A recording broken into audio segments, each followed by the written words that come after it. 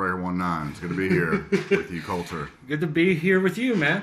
So, you may be one of the most provocative people I've ever met, to put it mildly. I appreciate that. Let me preface by saying, I think you're a solid dude. You're very intelligent. You're an individual in your own right. And as somebody else is kind of an individual that tends to definitely rub people the right or wrong way, depending on what you're talking about. You may be the only person I know that may be able to convince somebody to look into flat Earth before Donald Trump, because of your fervor with politics, which I enjoy reading a lot when I see you pop up online. Yeah, I understand Trump's compulsion to tweet. Let's just say I talk a lot of shit on Facebook, but I don't know. I usually find myself conversing with 60-year-old men on Facebook, than I do. The people our contemporary age, because it's more fun. They've seen more shit. There's more to learn from them, and I get a kick out of them fucking with each other and me fucking with them. So. Well, I think previous generations they like the dialogue to do a lot of problem solving, which I do as well. Yeah. That's a lot of times the only way I can work out kinks in my own ideas and own philosophies is by actualizing them in some manner. I find a lot of folks in our generation, they kind of want everything summed up in cliff notes, like these really complex ideas where it's almost a Boolean argument. I don't know if I'm just overly narcissistic. It's a possibility, but I rarely find my mind changed by something someone else said, unless it's later on when I have a chance to think about it. I don't know. It's strange. I don't know. I watch a lot of YouTube. I stay plugged into everything that's going on, from aliens to politics. To history, so I don't know. What was sort of the catalyst that got you? Because whenever I met you, you and I were both into weird shit, but we had seen each other out and about and been like polite and friendly and social gatherings, but then we met each other formally at a funeral of all places. It was like, oh, holy shit, yeah. Yeah, you were doing some funny-ass Robin Leach voice, and you said something that was hilarious, and I could tell that you dabbled in otherworldly substances. I could just tell from your sense of humor, and I instantly liked you. But, what sort of got you into, I guess, the world of conspiracies? I don't know. I mean, I've always had an inquisitive mind. Always ask questions. I don't know, man. There's been periods of my life that were, really, really fun and social, and then there have been periods of my life that were, kind of dark and, turned me into a hermit at times. And I don't know, just an amalgamation of all different ideas. Just trying to connect dots.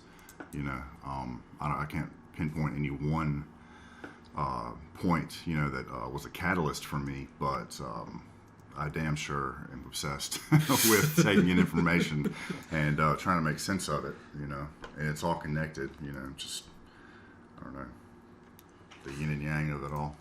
What do you find is, I guess, the hardest red pill for people to swallow? Because a lot of times when I watch you, when you engage in rhetorical discussions with people, you never resort to name calling. You never resort to cursing them out. You try to always end disagreements on a positive note of just like, well, we can't really see eye to eye. Let's be friends. That's a good question. Okay, Donald Trump, honestly, and as cliche as that sounds, that's the thing that people find the hardest to swallow. Or give a chance if they're against them. So, if you're talking to somebody that agrees with you, they get it. But for him to come down the escalator and say something, like, Mexicans are rapists, you know what I mean? Like, you have to understand that he speaks in a vernacular that is, he's not politically correct. Right. So the hardest thing is to get people to realize that there is no way that he's a puppet of anybody. He slashed through 17 Republicans or 16 other Republican nominees and then beat Hillary Clinton in the biggest upset, politically of our, lives that we've seen. Mm-hmm. And for him to, he's the real deal. For him to say the things that he says and be as provocative as he is, he's not a puppet of anyone. And for him, he's been saying the same things for 40 years. He's been talking about China and trade. You know what I mean? He's been dropping knowledge in every interview, and he plays the fool, but he's anything but. I think he definitely. I've said this before. Me trying to convince somebody that, like, oh, you'll like his personality is almost a lost cause. Yeah.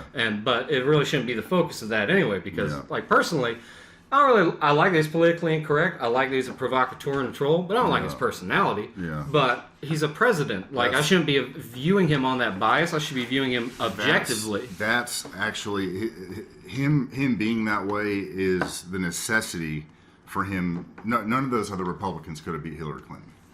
We'd be in war with North Korea. We'd be in a recession. It would be. I think we'd be in Iran for sure. It'd be a shit show right now, and I don't know. I think higher powers are at work, spiritually for him. People, see Donald Trump and all his, controversy, and the things that he said and over the years, and they focus on that instead of what he's doing. And what he's doing is bringing prosperity back to America and national pride and things like that. It is kind of one I can definitely see where people look at the rhetoric and not only they get triggered by it, but they get disgusted by it. Yeah, well, he's shattered politics. He has, and shattered politics. I not to get ahead or anything, but what I find most the question in my mind that's the most I don't know, interesting or thought provoking is what happens post Trump, because he's going to be president for another 4 years. I think he'll get reelected. He's going to get reelected. I think Bernard Sanders, who I think is an honorable human being. He is. I think there's too many snakes in the DNC currently, and I think that they haven't gotten rid of those. They're eating themselves. And they are. And you see this with radical ideologies, and we haven't really pinpointed out in the American left, right? Yeah. So you can never be left enough. You can never be woke enough. And that's what worries me about some of these progressive ideas, that while socialism may be rooted in altruism, socialism doesn't stay socialism. The socialism is a two-step process. Socialism is the totalitarian tiptoe towards communism, which leads to poverty and death. We forget that we're animals and we live in nature, and a certain aspect of our condition is you have to abide by natural law. Natural law, survival of the fittest. That's the closest thing that we've come up with societally to capitalism. Is the closest thing we've come up to survival of the fittest. If you ignore that, you do it at your peril. That's why socialism always turns into communism, or leads to genocide and poverty and starvation. Yeah. Because people, Well, and it leads to fascism as well. Like, a lot of people don't want to acknowledge that the Nazis started as the National Socialist Party. Yeah, they want to paint Trump as Hitler, but he's anything but. If anybody, Bernie is closer to leading us down a path like that than what anything Trump's doing. I think the snakes attached to the DNC would do it, because I think that those same snakes, their view of socialism is not the altruistic viewpoint. It is the global domination viewpoint. Yeah. It's the slave owning oligarch, that ideology that's still existing today in the 21st century under the guise of quote unquote liberalism. There's nothing liberal about it. There's a populist movement happening in America for sure. Trump is going to win. He's going to win in a landslide. I would expect 60% to 70% of the vote going Trump's way. Do you see? I forget which states. I think it was like close to 10, but Colorado, I believe, is one of them, where their electorates will be assigned to the winner of the popular vote. What do you mean? Like for the for the electoral college. Yeah. So say, I don't know how many electorates Colorado has. Let's say 12, right? Yeah. So if their populace, say the majority of the population in Colorado voted blue, right? But the rest of the country, the popular vote voted red. Yeah. Colorado's votes go red. Okay, so they've decided to use the popular vote in their state. Yeah. Okay, which is a point that I also wanted to make during this conversation. Socialism cannot work in America. Even if it can work somewhere in the Netherlands, Sweden, or something like that, it's a small country. You know what I mean? Mm. You could argue that the United States is like 50 different countries unto themselves. That's True. why all the states' rights are left up to the states. That's why states decide this shit. We are the United States of America.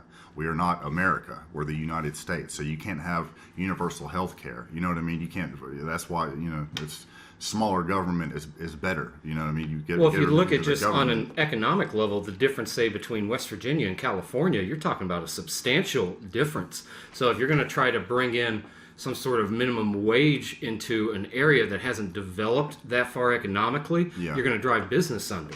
Yeah. Like, that's why you can't, whenever they try to bring second and third world countries into the first world for developing, they can't go in and just start giving everybody Western wages initially, Yeah. because it's going to, like, destroy their economy. Yeah, completely. $15 minimum. What Bernie wants to do is is a socialist takeover of America, and they're doing away with states' rights, basically. You know what I mean? Like, that's the tiptoe, and people don't understand. They argue, oh, that's not going on. There's legislation out there that they want to push that. They want to give illegal immigrants free health care, and they want to turn this shit into zombie land. You know what I mean? It's going to be bad. Yeah. Bread lines, and it's going to turn into Venezuela. But it's not going to, because thank God for Trump. Some people might think that shit's crazy, audience, but thank God for Trump. Seriously.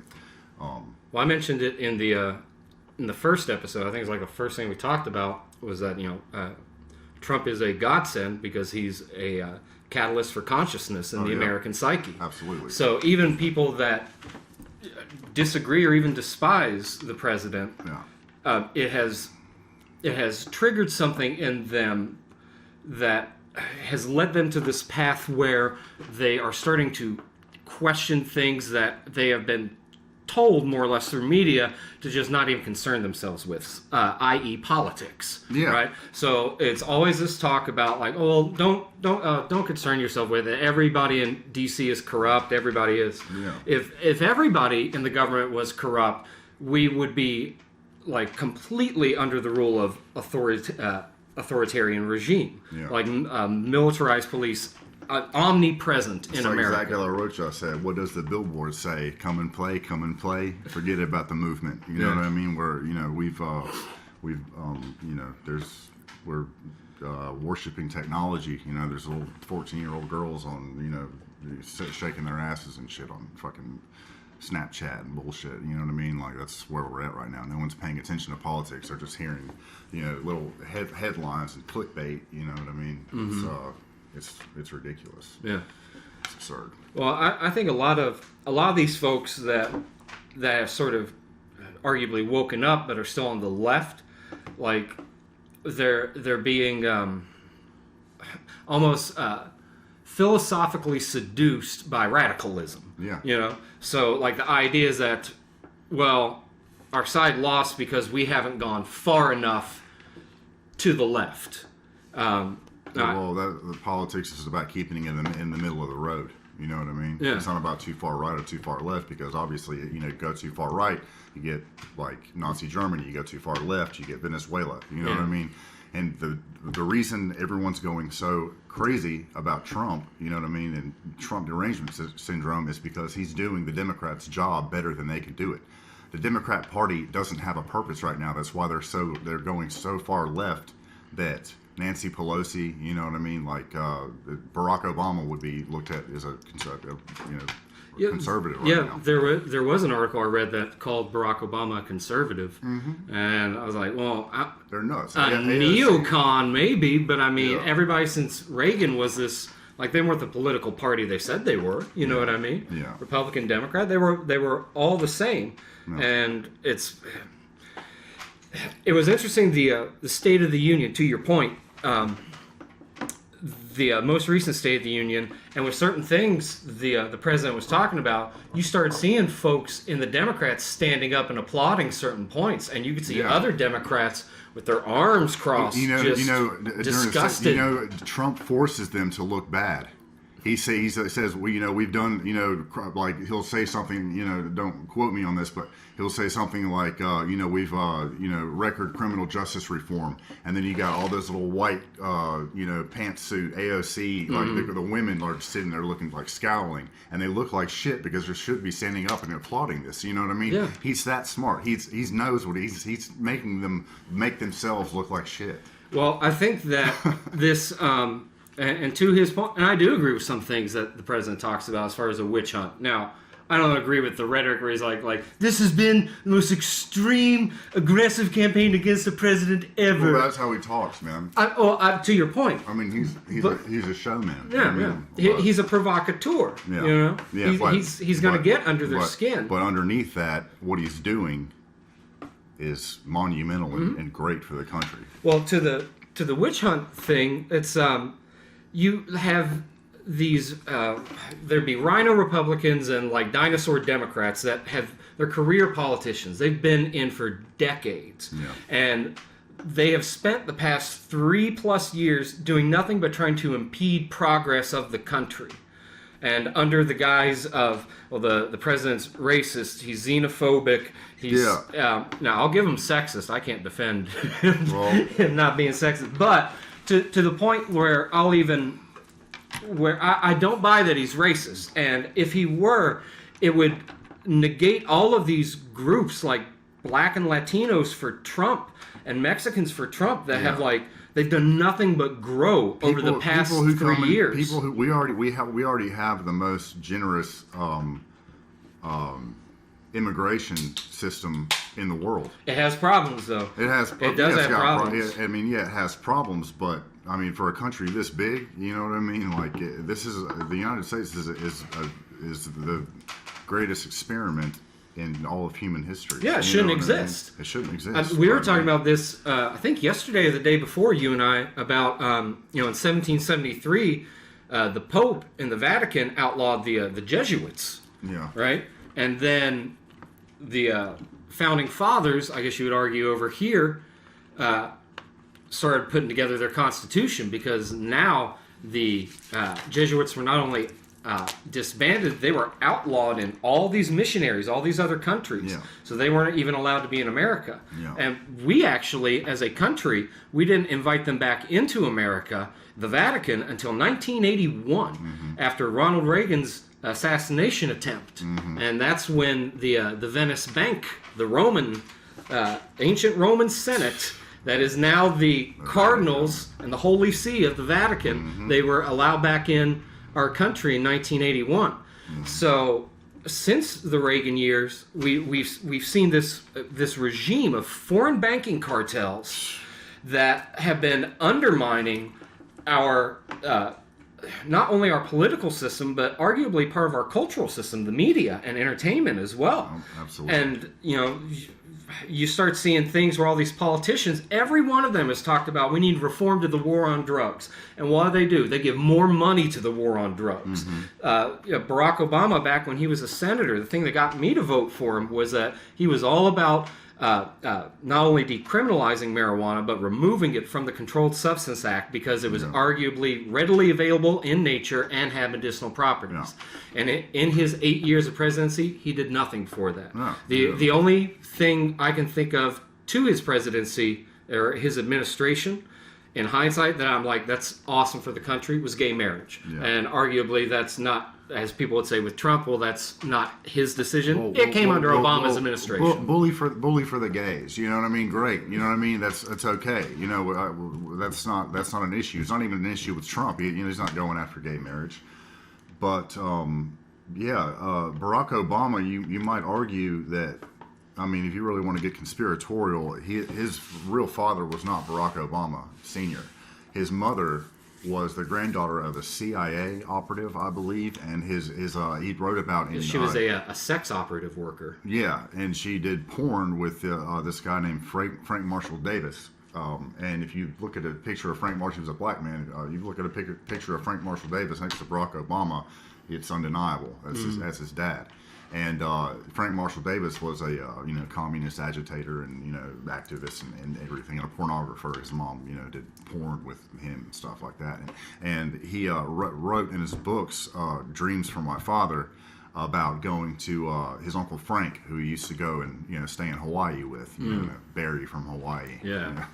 Well, I saw something on that as well, where the the whole Kenyan birth certificate thing, it was actually a red herring to get people to look in the wrong direction, away from Frank Marshall Davis. Absolutely. Or whatever. So it's a game of chess with politics, and Absolutely. It is interesting to see to the cartel part is that the current president is an outsider in those regards. Because he's from New York gangster, background. You can look up, for anybody who's listening, you can look up on YouTube Donald Trump on Oprah. And it's like 1988. And she's asking him, now she's like, he's abhorrent. And, that's her, everyone wants Oprah to run against Donald Trump. She would lose, okay? Because all he would have to do is point out this YouTube video clip. Oprah, Donald Trump, 1988, and he's talking about, she's like, people, want you to run for president. Basically, I'm not ad-libbing, I'm paraphrasing. Yes, thank you. And he says, well, I don't think I would, but I certainly wouldn't go in to lose. And he's like, if you look at China, they come in here and they dump their VCR or Japan, but he's talking about. But basically the rest of the world, Japan, they come here, they dump their cars, their VCRs, and they don't buy anything from us. We're buying all their stuff. We're getting killed on trade. He is more consistent on that, China and, the trade war than any politician. He's more consistent with his views and about what he wants to do than maybe only Bernie Sanders is as consistent about his views, and Bernie's a communist. Yeah. Well, but they're both populists though. Yeah. That's whenever they start off in 2016, those were the two guys I was like, they're going to bring change to America. Yes. Because they were waking people the fuck up to be like, hey, our quote unquote parties that we're under are flawed. Bernie's integrity, you know what I mean, is certainly there. That's why people are impressed with him, and they're the Bernie bros, or the people that support Bernie Sanders, but they don't understand the history of socialism. It has never worked, from Mao's China to Russia to Venezuela now. I mean, every time socialist policies are implemented, it leads to poverty and death and chaos. Yeah. Well, the argument of the Scandinavian countries, a lot of times people rely on that. Here's the kicker about those is they did go to they gave the means of production and things of this to the government in the 70s and 80s, and it in Scandinavia, it wrecked their economy in these countries. Yeah. Because why would you trust the government to take control of this kind of stuff? Yeah. Look. But they turned around, and what they do now is they privatized everything. Mm-hmm. So they democratically chose the social programs for their tax money to go to, which is the argument that I think people on the left should be making, rather than we need to start taxing. No, the government's already getting a lot of our money. Yeah. We need to take a look. It's so corrupt. If as much money as they make from people paying fines for drug offenses and stuff like that, why don't they put that money toward free rehab for anybody who wants to go get drug free? Or why don't they legalize it and use that for social policies? It's all a fucking sham. Yeah. It's bullshit. Well, some of these neighborhoods, these ghettos that have been government controlled and government dependent for generations, and all they do is they just throw money at it, and the infrastructure in there and the safety in these neighborhoods is in shambles. Yeah. So why don't we have programs that we go and we rejuvenate these communities by giving people that live there entry-level jobs from the government? That way we're giving them something to do, something productive, and it's improving the welfare of not only our community, but a radius that builds out from that community as well. People have a lot of shit to talk about Trump putting Ben Carson in charge of housing and urban development. Well, what better example is there of an African-American coming from nothing and working his way up and becoming one of the most renowned neurosurgeons in the world. Yeah. You know what I mean? He's a genius. Who ran for president as well. And he's a good man. You know what I mean? Trump said, he's like, we're going to keep Ben Carson around. He's like, we're not going to waste talent like that. And everyone's like, well, why don't you put him in charge of healthcare? No, he put him in charge of HUD because he's a shining example of what the black community needs to see in order to be inspired. You know what I mean? Yeah. So. You think he'll bring Kanye West in the administration in a second term? I'll tell you this, okay? It's not entirely a facetious question. No, it's not. It's at all, and it's the point I wanted to bring up. There are 4 figures to me that are part. They're paradigm. They're a part of the paradigm shift that's happening in America right now, and outside of the rippling outside of America. Donald Trump, Kanye West, Dave Chappelle, and Jordan Peterson. I'd add Joe Rogan to that list. Joe Rogan is just the medium for that. He doesn't really have opinion. Well, he has opinions, but he has so many people on that you gotta love Joe Rogan. You know what I mean? But he's brought somebody like Jordan Peterson to the masses. You know what I mean? Absolutely. And he and Dave Chappelle, they're touring together right now. Are you serious? Yeah, sure enough. Holy shit. Yeah. So I do agree with you because all those gentlemen have been catalysts for change. Yeah. And like just look at Kanye West's career of how many times, if he has been out of line, how many times the media has stepped in and been like tried to do damage control, and he kept pushing forward. He said he wouldn't vote for Hillary. The next day, everyone around him was telling him he was crazy and put him in a mental institution. Okay, and again, then he sound, if you watch his interviews, he sounded, the Ellen show, like, he sounded, that Tom Cruise moment where he was all crazy, and he's like, then he went on TMZ and he's like, look, you're not going to wacko jacko me. He's like, I'm going to bring the stigma off of mental health. He's like, believe that. And you can see how uncomfortable TMZ was whenever he did that. Yeah, and he had Candace Owens. Oh yeah, she's a killer too. But yeah, he and then he looks all crazy for a while, and then he disappears for a while. Buys 4,000 acres of land in Wyoming, and gives his life to Jesus, and then all of a sudden he's spiritually sound, and he's sounding very mentally sound, in these interviews and stuff, and Kanye's. The Christian movement, obviously, you believe whatever you want to believe, but America was based on Christian values. Dave Chappelle is bringing attention to the fact that we need to be able to laugh at ourselves. You know what I mean? Yeah, we don't need police of language. Yeah, the rhetorical authorities. Thought police, and they're trying to censor people. The more you censor people, the more you're going to bring attention to them. Alex Jones, you know what I mean, is deplatformed, and 90% of what Alex Jones has said, even when he's ranting, the frogs are gay. He's talking about what is it, promethazine? What is it? Something promethazine or something like that in the water that's turning frogs. Yeah, they're changing the biological gender of frogs. Yeah, purposely. So he may have misspoke, but he was correct in the point he was trying to make. Yeah, and look where the GMOs are putting, pumping for food full of estrogen. You know what I mean? They're throwing everybody off. You know what I mean? I don't know how that's affecting people's sexuality or whatever, but I don't have anything against gay people or trans people or any people, to be honest with you. I have something against people who can't who are just so rigid that they're violent. You know what I mean? It's like Dave Chappelle said. There's no more hilarious predicament than being born in a body where that's not who you are. It's like an old that Robert. What is it? It's like some quantum leap shit or something. You know what I mean?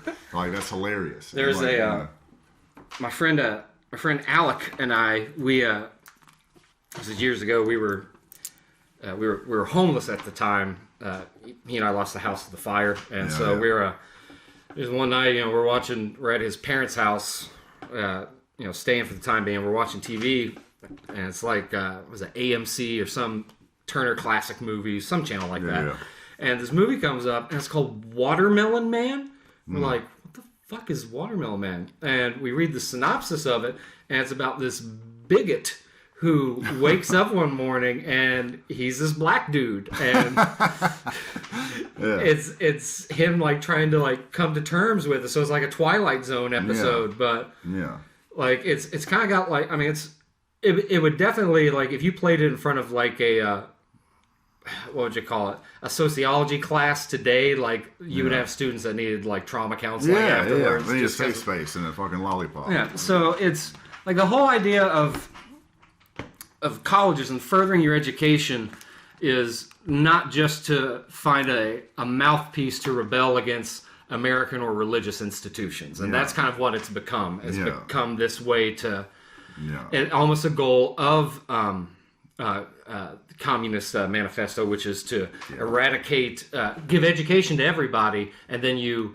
involve industry with the education, so you determine what everybody's role will be. I heard an interesting theory from a buddy of mine one time where the Vietnam War, which was a senseless war, and JFK was going to end it, pop, you know what I mean?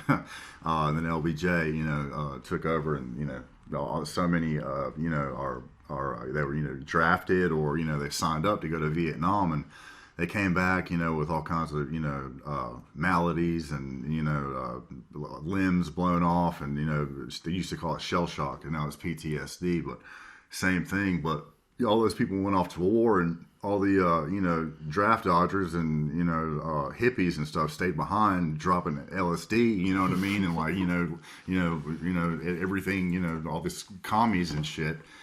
Socialist ideals, and those are the people that went to college and became the professors and stuff today. That's what Jordan Peterson talks about. He talks about, they stayed in the education sector. The indoctrination is all people who basically hate America. You know what I mean? Like, we have a rich history. There's abhorrent things like slavery, Jim Crow, and all that stuff. But we fought a war. White people fought and died to free black people from the sin of slavery. Yeah. And it's just, like, people want a perfect world, and it's not a perfect world. No. No. Well, and people want to find a way to make the past different.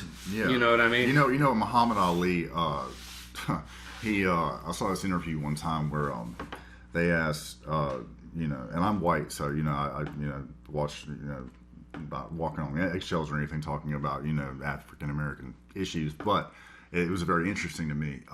They said, how do you feel about slavery? He said, well, he's like, I've been to Africa. He's like, I'm glad my great granddaddy got on that boat.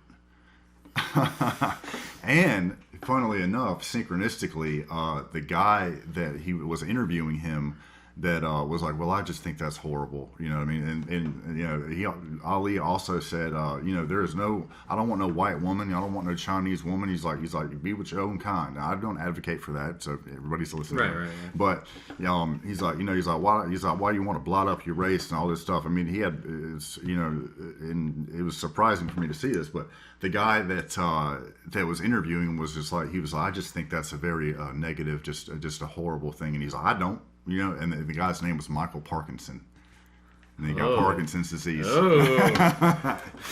Kind of weird. Damn. Anyway.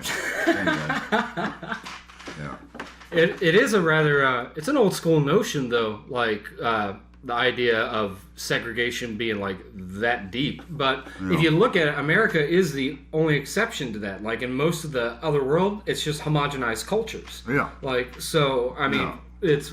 Again, to your point, like, our country, like, it's a social experiment that just we've gotten to the point where the states, we've always been kind of segregated unto, or not to use the word segregated, but states unto ourselves with our own cultures, our own traditions. From Louisiana, you got the Creole, Georgia, you got Tennessee, you got lumberjacks, whatever, you got New York, you got the big city, and the ports and everything. Then you got the West Coast, you got Middle America, the bread basket, and you can't.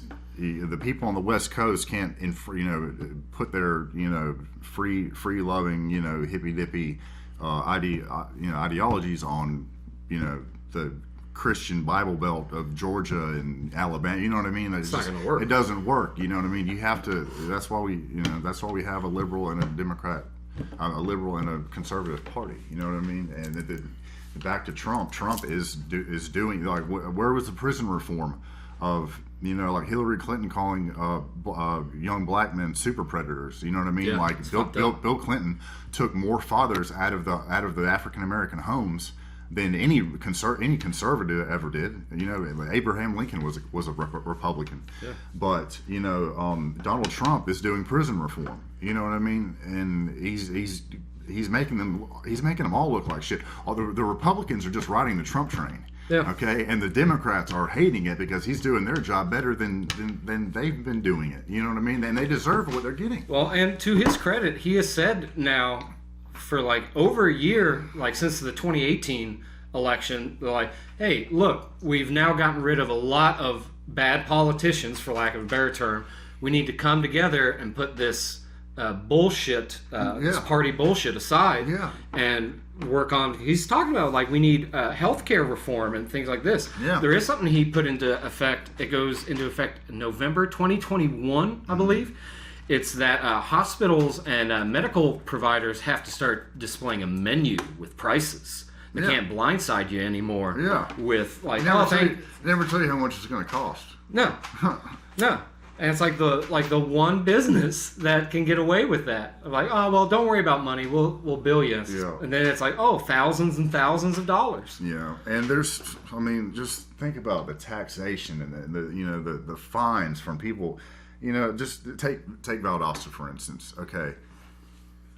You get a DUI in Valdosta, you're screwed for a year. You're paying thousands of dollars in lawyer fees, but the probation fees, like, where is that money going? You know what I mean? That's a good question. It's going in someone's pocket, and it's privatized. You know what I mean? Like the I don't know. I just had a thought. The prison system is privatized.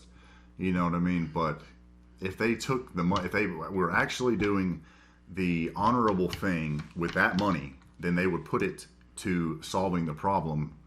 You know what I mean? It wouldn't. Right. It's. Well, I think the problem with the private prison complex system is that you're incentivizing people to be incarcerated for economic growth. Yeah. And that's bad. That's immoral, in my opinion. And you're incentivizing women with welfare to have a fatherless home, which is you're way more likely to be a punk ass and grow into a criminal. You know what I mean? Yeah, you need a 2-parent home. Yeah. That's how you minimize that type of illicit behavior down the road. Yeah. You need your ass whooped a little bit when you're a kid. I got my ass whooped a fair amount. I got my ass whooped too. I didn't get it that abused or anything, but I got Well, you need you need paternal and maternal influence. So no matter the gender of the parent, like same-sex parents, they can work, but you need maternal and paternal archetypes in order to make it work. Yeah. If you don't have that, then the child is not going to have. It's just like yin and yang. It's order and chaos. And chaos is, no offense, ladies. It's feminine energy. It's feminine energy, and the order, is masculine energy. You need that.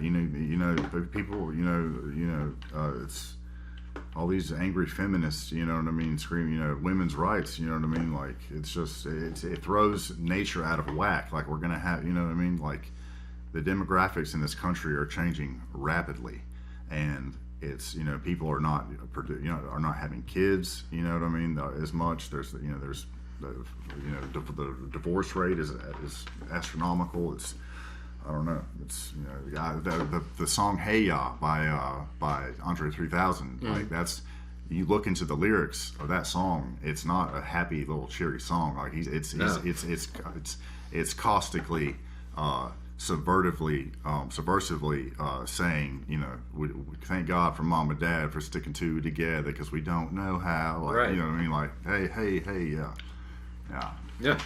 I read an interview about him talking about that song and the phenomena that it became, like whenever Speaker Box and Love Below came out. Yeah. And he was talking about that he wanted to write like one of the saddest songs he could and make it happy as could be. Yeah. That just confirms exactly what I was talking about. Yeah. Hell yeah. So movies, man. Movies. You have a rather eclectic taste in movies as well. I do. I love movies. My favorite movie is Gangs of New York, followed by Children of Men, followed by Adaptation. That's my top three, and they haven't changed in quite a while. I love those movies. Those are all three great movies. Yeah.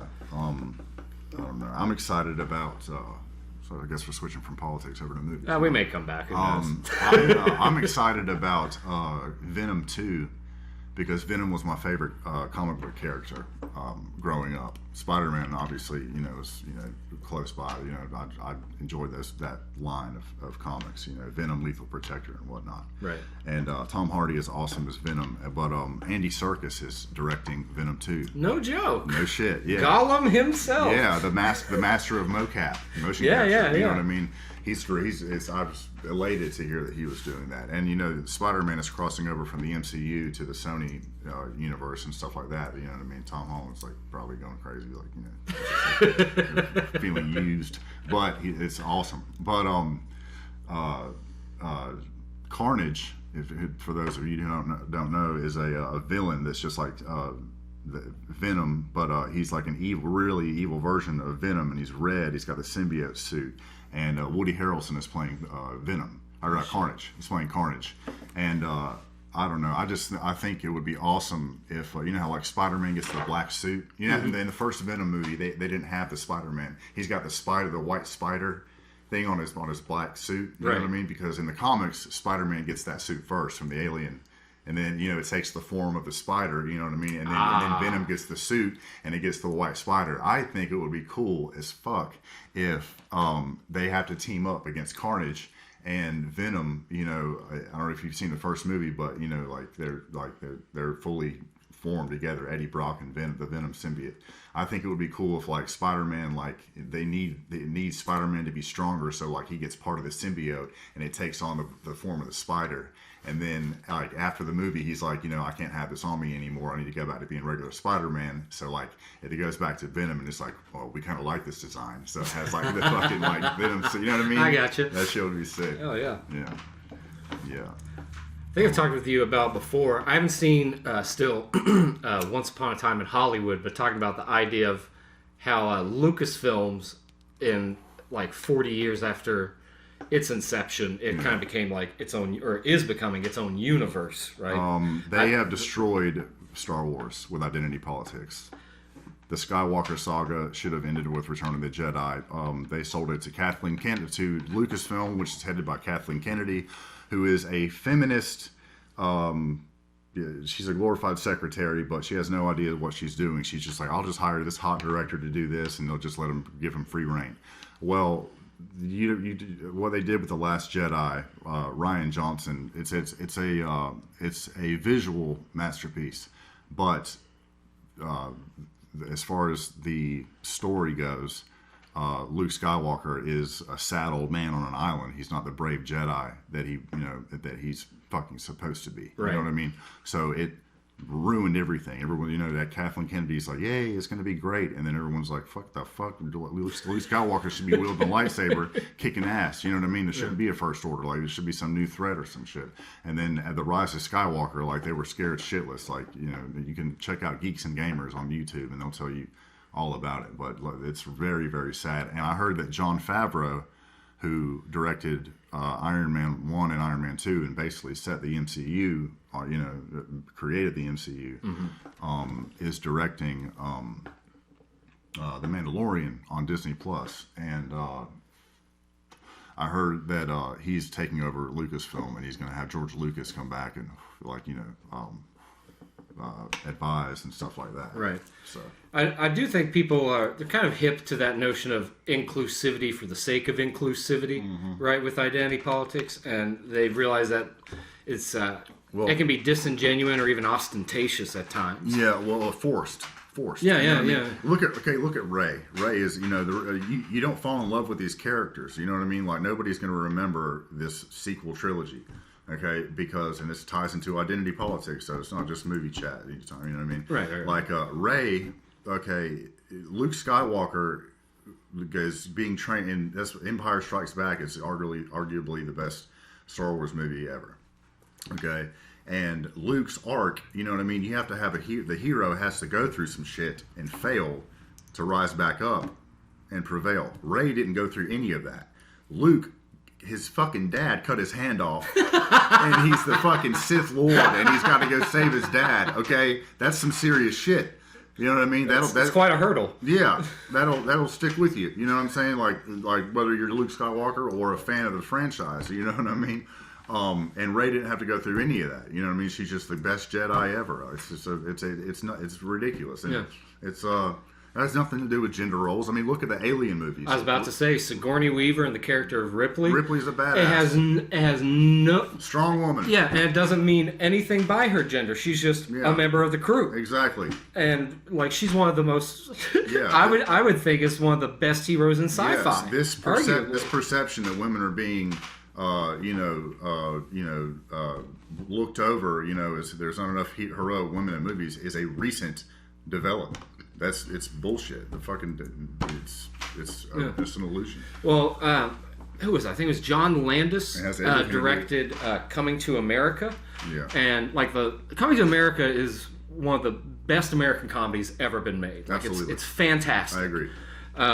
And next to Harlem Nights, my favorite Eddie Murphy movie. I love Harlem Nights. Trading Places. That's a good one too. But John Landis made this point. He was giving some interview about the significance of the movie and culturally how it had stayed with us like generations, like since it came out in the mid '80s. And he's like, I think one thing is because you had all the main cast members, almost everybody, I think, except Louis Anderson in the movie, is black. Yeah. And it wasn't addressed at all. Yeah. Like, at all. Race, ethnicity was not addressed at all. Yeah. In all of Coming to America. It's just a dude from a foreign land coming to America to find a queen. Yeah. And like, you take, like, Blazing Saddles. Yeah. Blazing Saddles, it's fucking hilarious. Yeah. You know what I mean? You got... and it's incredibly offensive. Yeah, exactly. And people have forgotten to laugh. That movie could never be made today. No. I mean? But, I mean... Yeah, somebody online was making an argument talking about whoever wrote it was, this, racist white people and whatnot. And it's like, it was written by Richard Pryor. Yeah. Like... Like, are you kidding me? Like, Richard Pryor is one of the greatest comedic minds in America has ever seen, if not the world. Gene Wilder, you know what I mean? They did a lot of stuff together. Oh my god! And Cleavon Little kills it in that movie as the sheriff, man. Yeah, man. Yeah, it's amazing. Fucking, it's a recent development. You know what I mean? And it's being pushed by the media. And being pushed by I don't know people who want to see us divided. You know what I mean? Like I think the irony with that is that you look at with Disney owning Star Wars, right? Yeah. Look at fucking Peter Pan, man. That's one of the most racist films that's ever been made. And it's in the Disney catalog. Yeah. Dumbo has like racism in there. Song of the South. Yeah. Like these are in the Disney catalog. Yeah. And yet you have Disney now retroactively kind of wagging the finger at everybody, be like, oh, you guys are naughty, not being inclusive. Yeah. It's like, well, pardon me for being a cynic, Disney, but I never wrote a song called "Why the Red Man Is Red" and put it into a national cartoon to syndicate to children across theaters in America. Yeah, this is America. Okay, this is the part of our mythology and part of what we celebrate about America. You know what I mean? Like, well, it's like. I was talking about this with Teddy that like in Wilmington from the coup d'etat that the Democrat Party financed in 1898 where they got rid of the Fusion Party and all these elected officials that were black Republicans and white progressives. Yeah. They got rid of them all and then kicked them out of the city and started murdering people that were involved in the Fusion Party the next day after they took control of the government. Yeah, they don't. And these monuments are still there today. Like parks are named after folks in this red shirt movement with the DNC, this white nationalist movement. The Democrats are the party of racism. I think they are. Identity politics, racism, lies, the KKK. Abraham Lincoln was a Republican, and you can look up Dinesh D'Souza. He's one of the. He's Indian. He's Pakistani or Indian. He's Indian. But Obama.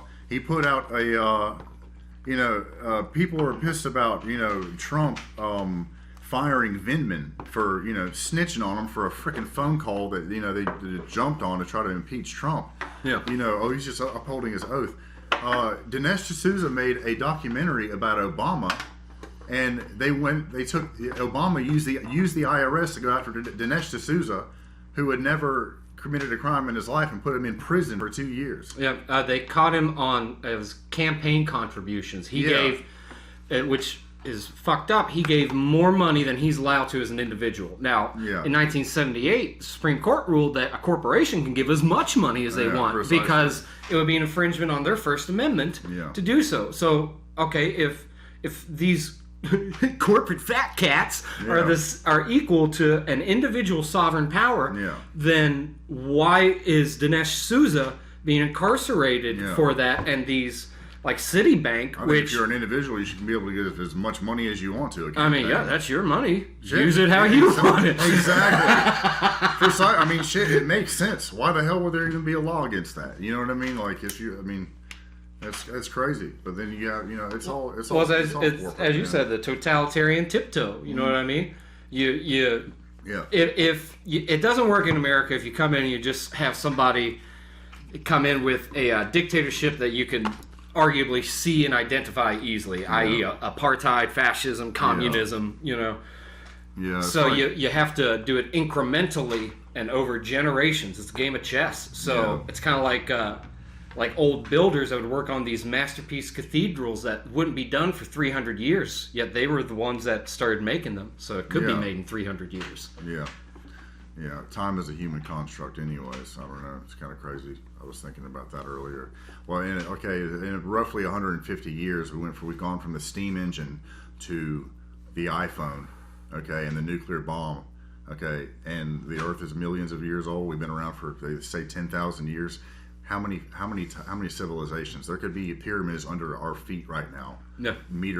From covered up from eons ago. You know what I mean? We're a blip in time. You know what I mean? Well, plus the archaic world, we don't know squat from a couple millennia ago. You know what I mean? No. All we know is that there seems to be a cataclysm, which I agree with that notion nowadays. Yeah.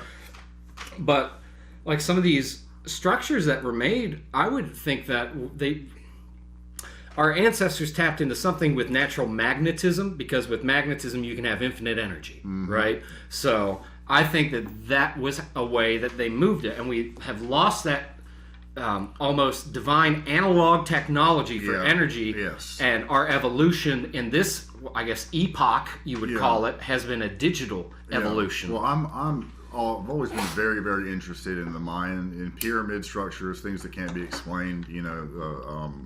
The craftsmanship, if you want to call it that, because it's not craftsmanship, it's magic compared to what we can do now. But the Mayans talk about, it's a 5,200 year cycle called a Katun. And that's the round calendar. But math is not my strong point, audience. But we can solve for X. Do my best. Okay. Okay. All right. So a Katun is 5,200 years. Okay. 5,200 years roughly. The end of our current Katun was in 2012. Okay. The dawning of the age of Aquarius, whatever. You know what I mean? Yeah, Pisces ended. Yeah, exactly. So people thought that there was going to be cataclysms and things like that, but it's actually it actually says like it would be water or a flood. But what if it's a flood of information? You know what I mean? What if it's a flood of AI? What if it's human beings coming to a point, the singularity where we're coming to a point where we need to decide: are we going to worship the spirit or are we going to worship the machine? The machine. Yeah. Yeah, I dig that. Yeah, absolutely. I know you do, baby. I've also heard that there's a cycle. I don't know if it was some new age bullshit I was listening to or whatever, but it was a cycle that's in 4 quadrants, and as we go around the cycle, we're like 25% spirit and 75% matter, and then we go to 50% spirit, 50% matter, and then we go to 25% matter, 75% spirit, and then we go to all spirit, and then it starts some shit like that. Gotcha. So I'm not, obviously, again, don't quote me on that because I'm not an expert, on or anything, but it's interesting. You know what I mean? And the Mayans, like they not only did they have stone tablets and stuff, you know, that you know, like the I Ching, you know, in China, you know what I mean? Like just they from astrology and the stars and their being in tune with energy and whatever knowledge they had when they were cutting people open and, you know, feeding the snake gods, whatever the fuck. They had, you know, it's like almost like Nostradamus, like, you know what I mean? They had waves going up and down in history where there were going to be events that happened.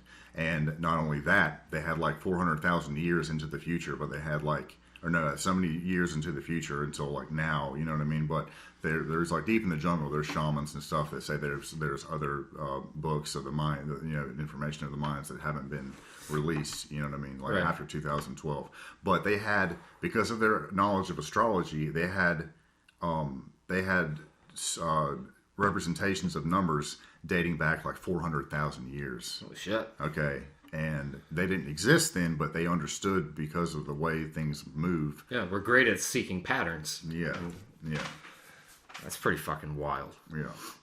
Yeah. There's a structure in, it's not Teotihuacan or somewhere down there, but it's like a ridge wall or whatever. And, it's like the summer solstice, at like one day a year, it casts the shadow of a serpent. And then, like, after that, like, it's just, you have to wait until that day. Yeah, I think it may be at Chichen Itza. Might be. There's another one. I've been to it. I think it's in Ohio. It's either Ohio or Kentucky, but Snake Mountain? Serpent Mountain. Mm-hmm. And on the summer solstice there, at the peak of the... if you're looking at the serpent's head, right, mm-hmm. and like off into the horizon, there's two mountains that sort of form this pair of butt cheeks on the horizon, right? Yeah. And the sun on the summer solstice lines up perfectly with the serpent's head and right between these two mountains. Yeah. Like, yeah. The Great Pyramid of Giza is on the center, whether you believe in flat Earth, round Earth, whatever the fuck. Okay, well, for one thing, okay, I'm going to go in two different directions, but okay, first of all, the Great Pyramid in Giza, it's obviously, you know, it's lined out. The three pyramids are in the shape of Orion, and they are point directly to Orion. Right. Okay, they're on 22.2 degrees latitude. Okay, across the ocean you have Teotihuacan, you know, and it's in the exact same shape. You know, and the ratio of the base of these pyramids, they're smaller than the ones in Giza, but it's the same exact ratio mathematically, like down to centimeters. It's insane. And also, the Great Pyramid in Giza, if you look at the flat out, you know, the Earth map of all the landmass, it is in the geometric, very north, south, east, and west center of all landmass. It's in the dead center of Earth, as we know it. Yeah. How about that? Yeah. And you know, if you want to get into flat Earth, you know, whatever, I'm, you know, not a flat earther, but I'm, you know. We're pro First Amendment on this. Yes, on this. Precisely. That's why I like to plead the fifth. No, we'll distort your voice afterwards. Think about the globe you've been looking at. You know, since you were, you know, since you came into education as a kid, you know, half the globe is water. Why the fuck is half the globe water? Wouldn't there be more land over there? You know what I mean? Like, think about that. The UN, you know, the UN United Nations emblem is the flat Earth map with an ice ring around it. Yeah. You know, I mean, shit. It's pretty wild. Yeah. I think it is interesting that some of these coordinate systems, like a flat Earth, they're pulling like these ancient archaic models of the universe, and they're finding mathematics that will support their argument for it. Yeah. So like me, I think that's really exciting because it's we had this separation of theology and science with the scientific revolution, right? Yeah. And you've had ideologues that have been trying to further the distance between the two of them. And I find now it's starting, like the pendulum's swinging back in the culture wars. So you're seeing more people use things of the scientific method with observations and mathematical arguments to be able to support like some of these flat Earth models. Yeah. So like some like in the Hindu world, we were watching something on the other day where they argue that there's planes that align with the chakra points. Yeah. And that there is a world below, like where you're stacked up. Yep. And that though we don't have a way to travel there, they make the argument that passage would be from the North Pole or over the ice ring of Antarctica. Yeah. So it supports a hollowed Earth theory, and it supports a flat Earth theory as well, and it ties in an ancient model from the Eastern world. You know, on Werner von Braun's epitaph on his tombstone, it's a Bible verse that it's like God laid the firmament and there's no escape. Basically, that's what he's the rocket man. You know what I mean? The rocket scientist and space program and all that. And on his epitaph, it's like God laid the firmament and the heavens above, and that's what it is. You know what I mean? Did you hear that, audience? That's what it is. You know what I'm saying? So I think it's interesting. I'll try talking about like things like flat Earth with some of my friends, and just because a lot of them they all they hear about it is the taboo stuff, and it's the conspiracy theory has become a new word, or conspiracy theorist rather has become a new word that communists used back in the 1950s and 60s in order to silence dissenters, and that's fascist. That's what they would call anybody that dissent or rebelled or even tried to be an emigrant. That starts with the letter E. An emigrant is someone who wants to leave a country. Yeah. Right? Now the term conspiracy theorist, it's the same principle. You try to smear somebody into discrediting them, so you don't have to listen to their argument. And there's more than one term for it. Yeah. Right?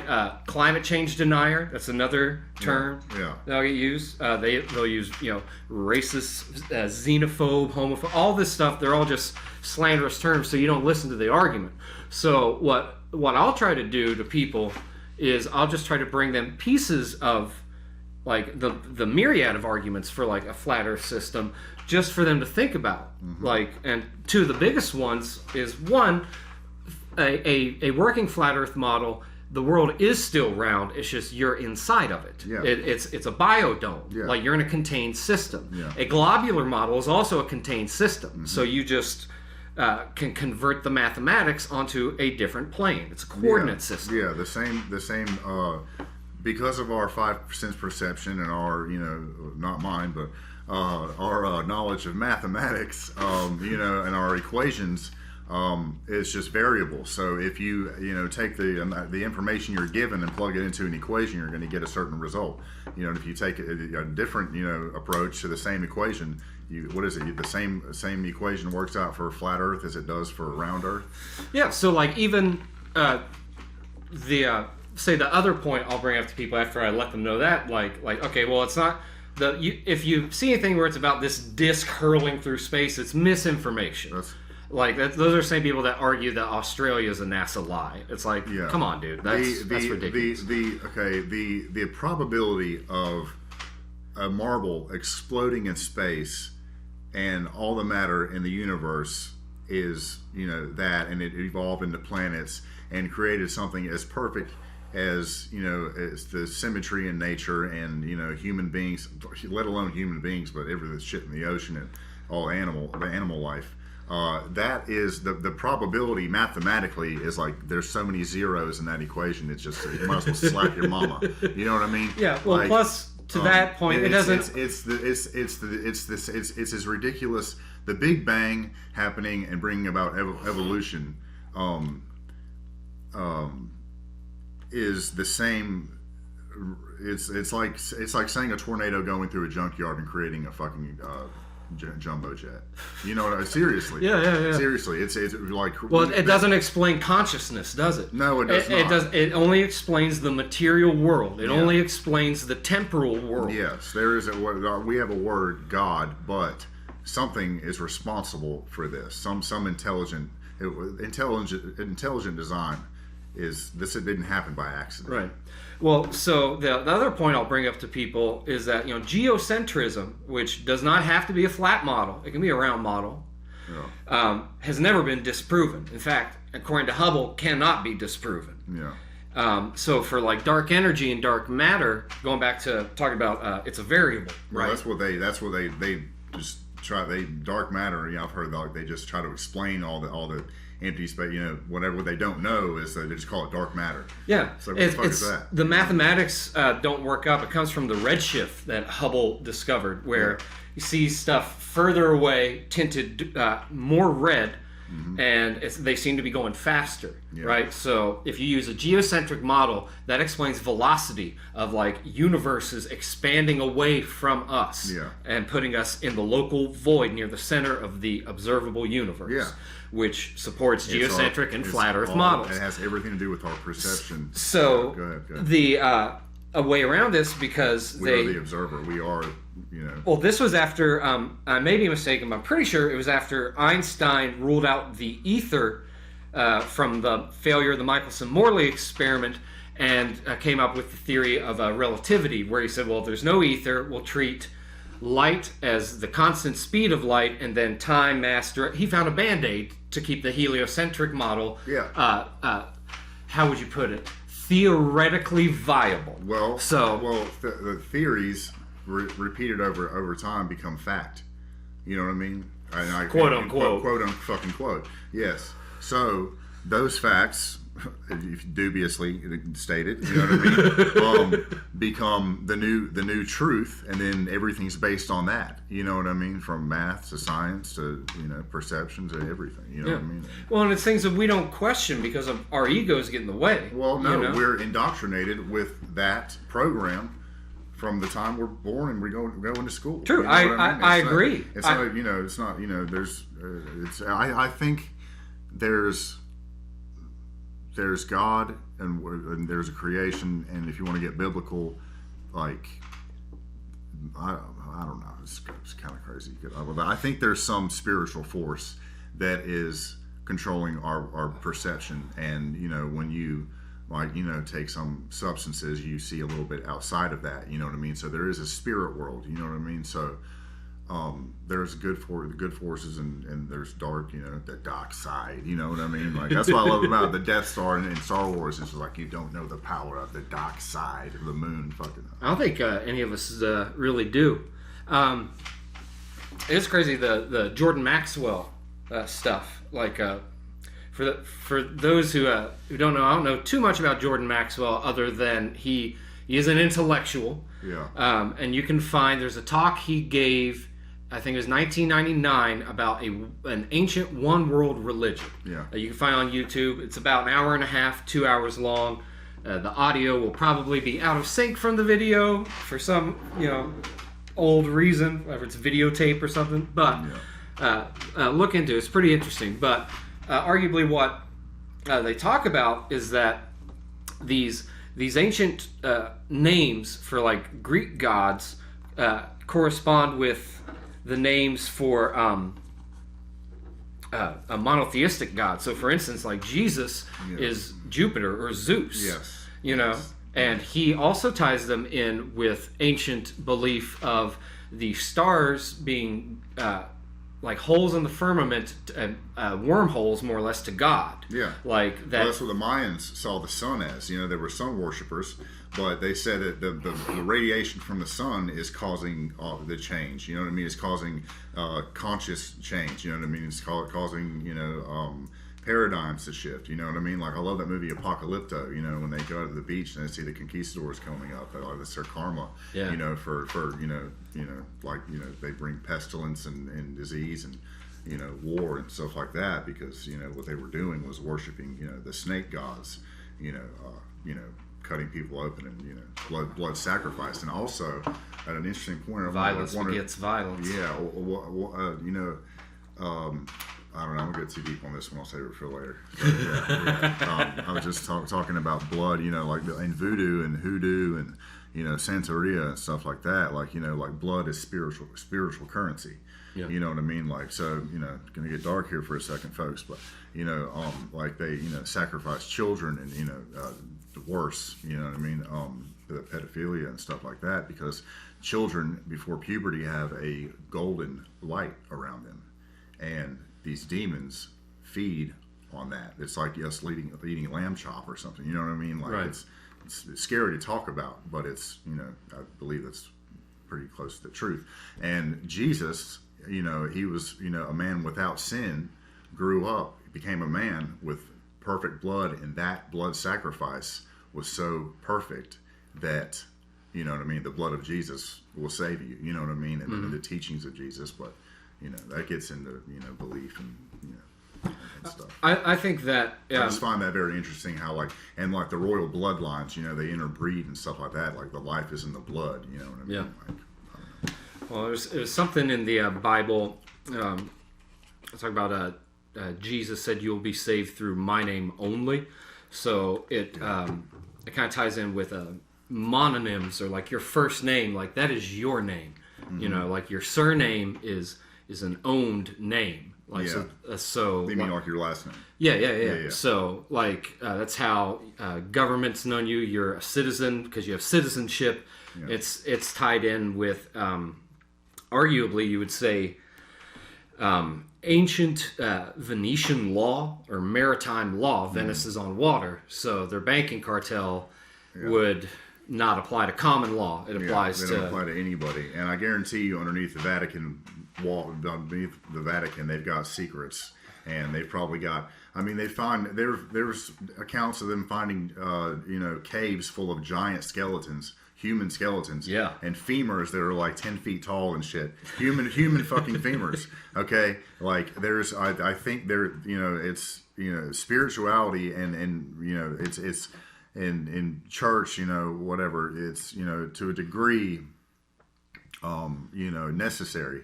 For us, like Jordan Peterson says, is like like without that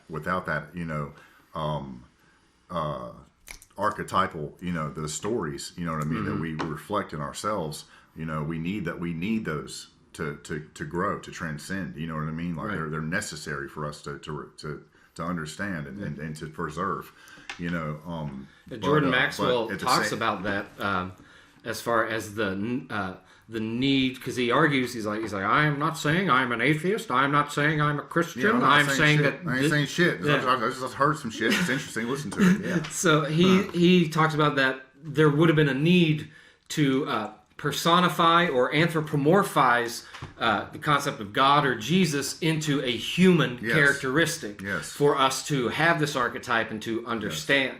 Yes. And meanwhile, it could still be tied in with these ancient beliefs that what we consider planets are actually divine beings or gods, and the sun being more or less a wormhole in this giant yin and yang flat Earth model that's going around. Yeah, if you look, the sun and the moon go around. Okay, what are the odds that the moon during an eclipse is the perfect size away from the sun to where it completely covers the sun? Yeah, for that brief moment. Yeah, it's solar eclipse. It's like a Swiss watch. Yeah, a solar eclipse on the flat Earth model makes a lot of sense. The lunar eclipse, I don't think they found a way how to demonstrate that on the flat model. That probably has something to do with the moon not being fucking real. I think it does. But then once you jump in that wormhole, especially if you're just at like a dinner party and you start talking about this type of shit, you don't talk about this shit. You don't talk about ritual sacrifice and pedophilia and vampires and shit. So, what are you guys into? The lizard people. But you think about Epstein.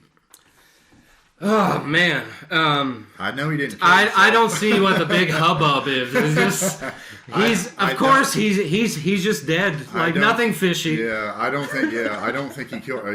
Epstein didn't kill himself, and I believe that when you make your billions like he did off of blackmailing people, you know what I mean, inviting them to your island and videotaping them, and having sex with underage girls, and that's how you make your billions. You got dirt on everybody, and you have contingencies in place. Oh yes, you know what I mean. So for the cameras to be off in the prison, and the guards were reprimanded for not being on watch. Scotty fucking Doc. There's every chance in the world that they switched him out, and he's sitting in a cabin somewhere. Yeah, doling out information. You know what I mean? Yeah, I think they did a body swap personally. Yeah. I think he's not dead. Yeah.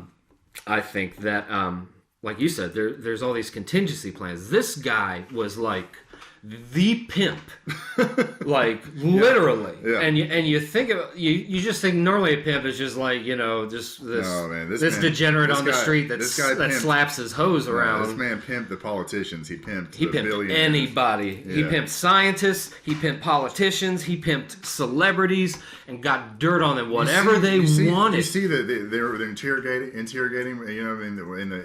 the jail, they showed the footage where they're interrogating him. He's just got his glasses up to his lips, like chewing on his glasses, like oh yeah, right, like that. He looks like someone without a care in the fucking world. Like he looks like he's not going to be in any trouble whatsoever. He looks like, oh yeah, okay, yeah, I got dirt on everybody. You know what I mean? Like it's.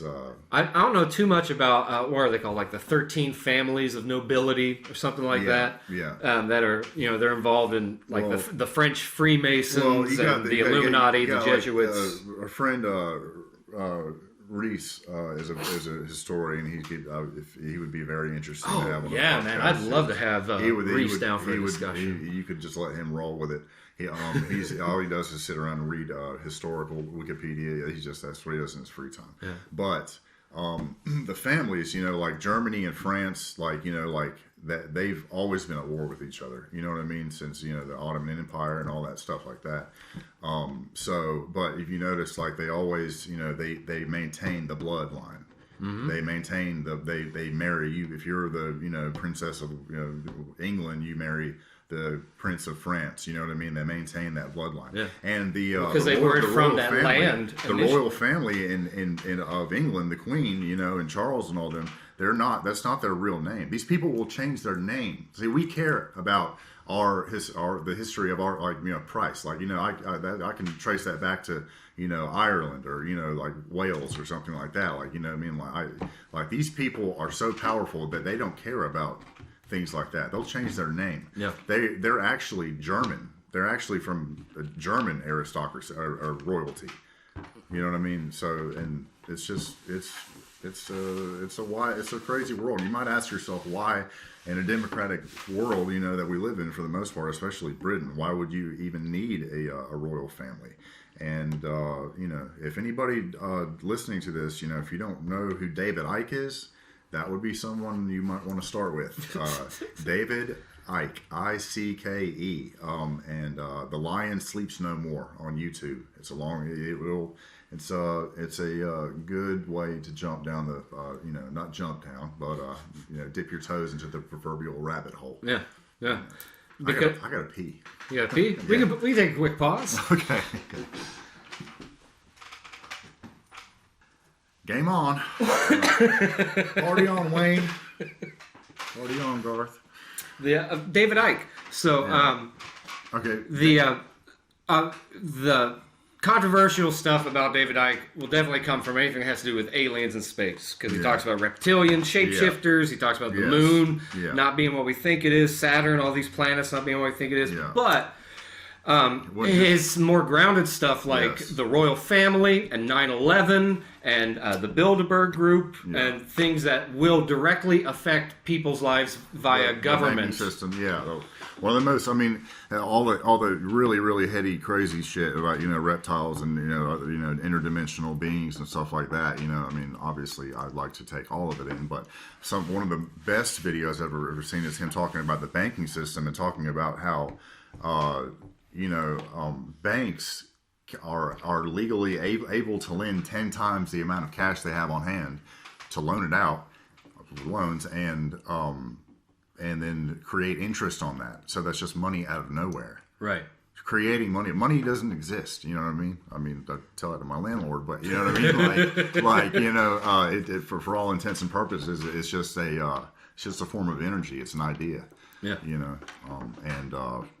I don't know. It's crazy. But I will say, it's just how far deep down the rabbit hole you want to go with that, or if you want to be, more practical, and think about, how, these things, the banking system and, those in power and control, but the thing about America is what makes it so beautiful is that you have, the poor, the middle class, and then, the rich people. Okay, and if you can come into this country, you can get a job, and you can, work your way up to the middle class. That's why they're always trying to win over the middle class. Like, don't tax. That's the worst thing they can do is destroy the middle class, because that's the heartbeat of America. Yeah. And the middle class has, you have a ladder, an opportunity to grow, start a business, and become rich. A millionaire. And that's what it is. It's the closest thing in survival of the fittest. It's the closest thing that anyone's come up with, capitalism, that's fair. Right. It's fair. Right. And there are I would argue some aspects that aren't fair, but for the most part, I mean, we're not out when loincloths getting eaten by fucking bears and lions and shit. We're trying to make a civilized society, but you have to abide by certain logical principles. Right. I would argue there are aspects now that within America that are corrupt, are because they're not actually capitalists. They're what you would argue is under a corporatocracy, or something of this nature, where you have when was it, 2012 or 2013, one of those 2 years, was the automotive industry needed a bailout from the taxpayers. Yep. And all of these companies, I think except Ford Motor Company, took taxpayer money and then didn't bring the jobs back to America. Yeah, there should be laws against that. They took all of our money, yeah, and then didn't do anything to benefit us back. Yeah. So see, that's just that's the problem with the human spirit. You know what I mean? Like, if you're an entrepreneur and you create jobs, you should give back.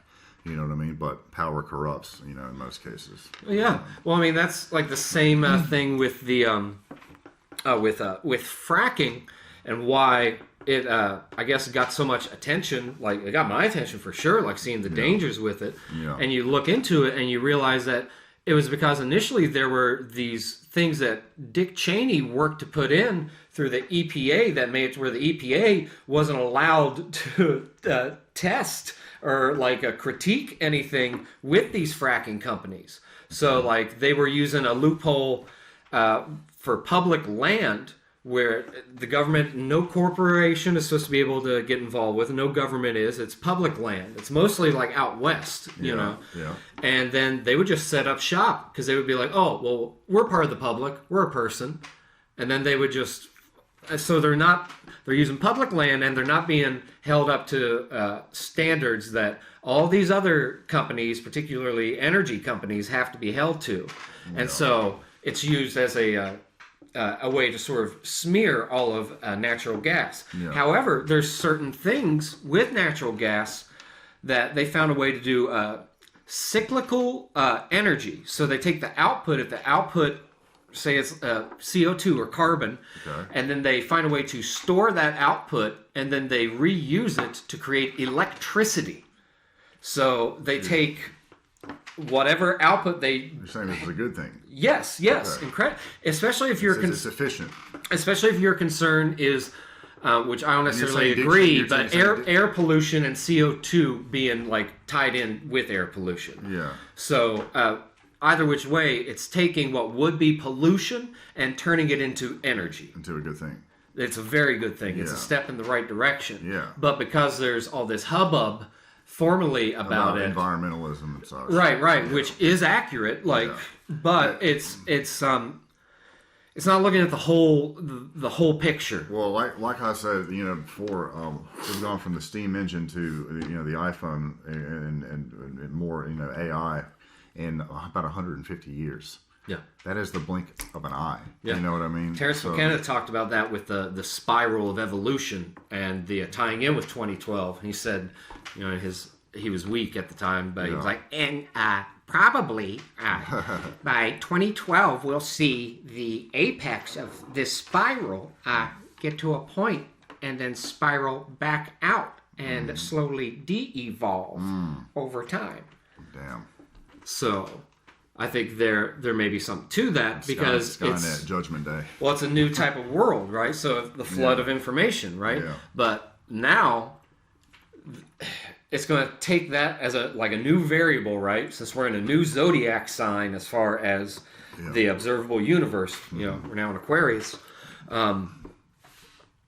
So the world, then, I think we're going to find technology not as rapidly. We've already had it for a while, right? So like the government, the ARPANET existed in the 1960s. So they had wireless technology. Tesla found wireless technology using a stationary Earth and tapping into the ether. Which he said that if we would study non-physical phenomena instead of physical phenomena, we would evolve and progress leaps and bounds about thousands of times faster if we were. Which the government is probably doing that. You know what I mean? They got deep underground. So. Yeah. Imagine. After World War II, that's when everything really changed. Okay. You get all the Nazi scientists in Project Paperclip, right? Okay, come over, and the government has all. Think about if you were at the very top. Okay, say I came up with the answer for everything. Okay. And I'm a good person, for the lack of better, all intents and purposes. Yes, all intents and purposes. But think about if the government had all that knowledge, would they release it to the public? You know what I mean? Or would they do secret experiments and keep, doing that? They're doing shit that we don't even know about. Yeah. You know what I mean? They're in Nikola Tesla. Who was it? Edison? You know what I mean? They were involved in that, a war with each other. And, Tesla was going to give everyone free energy, you know what I mean? But they suppressed him, you know what I mean? They tried to ruin him. Yeah. Edison, aside from ransacking his labs, stealing Tesla's work and his patents, and he worked for him temporarily. And then when he was like, well, fuck this, I'm not getting credit for anything. Yeah. And also, for those of you listening at home, when Nikola Tesla was found dead in his hotel room when he was he was still killing it scientifically at 80 years old or something. He was 77. And they found him dead in his hotel room, and he had his trunk with all of his papers, all of his scientific papers. And there were only a handful of people that were allowed to look at these papers and study them. And lo and behold, one of those few people was John Trump, who was Donald Trump's uncle. At MIT. If you think that Donald Trump wasn't sitting around the table talking about shit with his uncle, you know what I mean? There's more going on. Yeah. There's more going on. So one thing Tesla did is, I guess he more or less, I don't know if he discovered it or what, but he's popular for it, is alternating current electricity, AC, right? Yes. So Edison was all about DC. He had put all this money in direct current energy. DC is like batteries versus AC is like an outlet in your wall. Okay. So Edison was like, well, Tesla's not going to get the best of me. So he launched this campaign, and because Edison had the technology. And he had the money to back it up, and he had the goons to do his bidding. The government. They wanted to suppress Tesla. So he made a film. I believe his name was Topsy. It was Topsy the Elephant, and it's a very grainy film. You can look it up on YouTube. I think it's at Coney Island, if I'm not mistaken.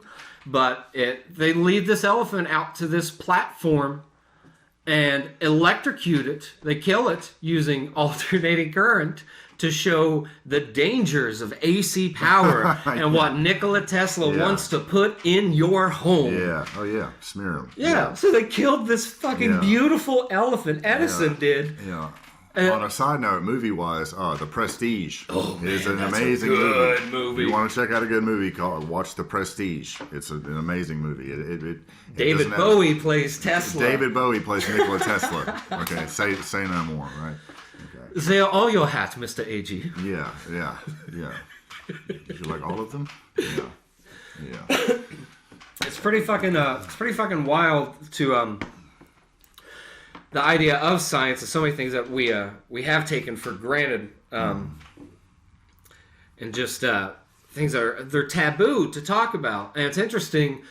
I think that's one thing that like kind of woke a lot of people up with Trump and Bernie Sanders initially, is because, well, why is everything in the media sort of against this populist movement? You know, what's going on? So like you start listening to things that they have arguably they try to demonize or make seem they're fools or whatnot. When someone is receiving as much vitriol as Donald Trump is, I mean, you might want to ask yourself why. You know what I mean? Like, he hasn't done anything. Like, you know, the impeachment trial. Like, I made the argument, like, okay, what was, like, you can't. They are so after this man. It's ridiculous, and they are failing. Like, that's why I think like God or some other higher power, as crazy as that sounds, you know what I mean? Donald Trump, huckster, you know what I mean? Whatever.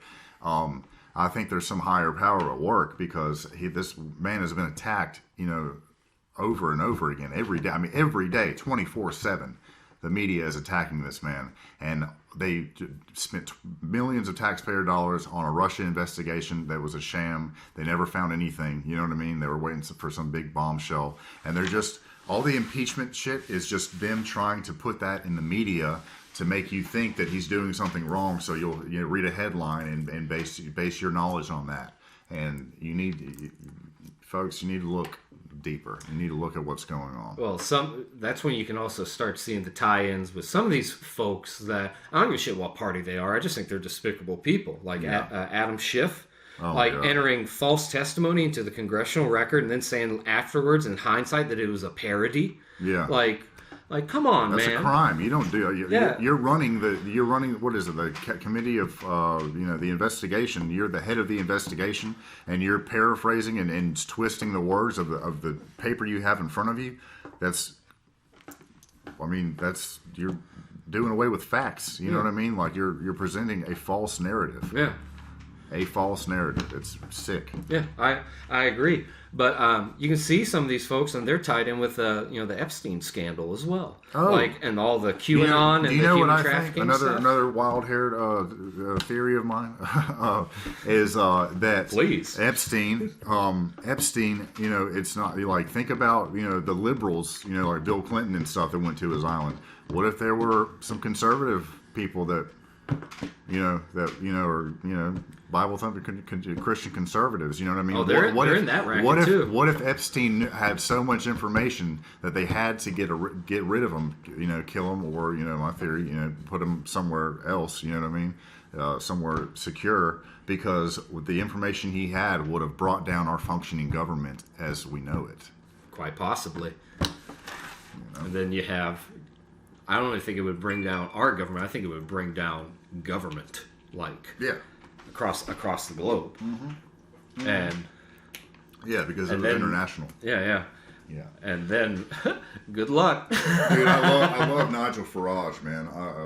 What's happening? He's a controversial motherfucker. Well, shit, but dude. I mean, I agree with some of his stances. He's just like Trump. He's a beer drinking Brit that's just like, I'm having a jolly good time and do away with the EU and fuck you and you know what I mean? But like, if you think about globalism, like the European Union, they want their own army and shit. Like, that's not a good thing. And they try Obama and the Democrats, Hillary, that's what they would have wanted to do was do like one currency, open borders with Mexico and Canada. Yeah. You know what I mean? Like, that's not what you want to do. Like, we need borders. You know what I mean? Yeah, like, Europe was at war through almost all the 20th century in order to have autonomy with their borders, and then the EU just sort of nullifies that. Yeah. You know what I mean? Yeah, and then they answer to a unelected conglomerate of people who are not accountable for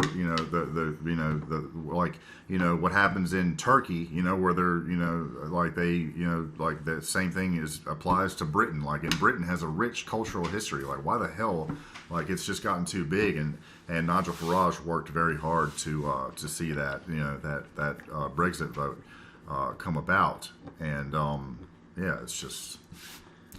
it's good to see populism. You know what I mean? Yeah. But like what I was saying about they want the European Union with the euro, is they want to do the same thing with the American Union. The North American Union, whatever. Canada, and Mexico. What does Trump do? He comes in, he secures our borders, he opens up trade, signs historic, trade policies. The USMCA with Mexico and Canada. Get rid of NAFTA. Yeah, exactly. Prosperity for everybody. Jobs. You know what I mean? Like, and it gives people like like a prison reform where if you you did your time, you can get out and you can get back to work. All kinds of programs like that. Like, he's doing good shit for America. There is one thing about the NAFTA thing that I found alarming, was that there was a pretty much had to where there was no border in North America. It started at southern Mexico, like at their border. And these foreign companies could come in, like there was a road system that was owned by a Spanish company, like, from, the Spaniards in Europe, and it was a highway they were putting in from Mexico up through Texas that would go all the way up to like Alaska. And they were going to tax Americans and Canadians and Mexicans money for this road and send all of the money from it back to Europe instead. Yeah, what the fuck? Yeah, all this shit is happening under people's noses, and the internet, YouTube, you know what I mean? Like, there's people being censored and stuff. I don't think they understood. It's almost like the evil plan, like, washing back on itself, you know what I mean? Like, flooding back on itself. Like, I don't know how to quite articulate it, but, like, them trying to use the internet to influence people, and then you get, people like Paul Joseph Watson, people like, Mark Dice, you know what I mean? Like, and not just conservatives, you know what I mean? Liberals, Tim Pool, whatever. Like, it's become more than they can control. Yeah. See, in the 90s, they could get, like, Hillary and Bill, like, when the fiasco was going on with Monica Lewinsky, they could control the narrative because we didn't have as much information. We didn't, you know what I mean? You couldn't. We had email and basic HTML web pages. Yeah, and like, what you saw on the 3 channels you had on your TV growing up. Right. You know what I mean? So when she says,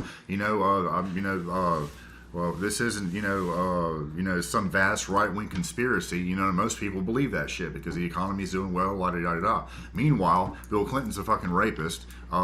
Hillary is involved in witchcraft and shit, you know what I mean? Like, right.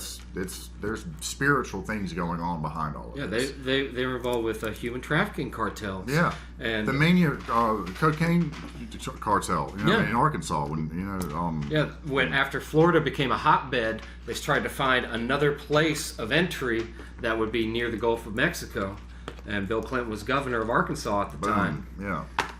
Yeah. So,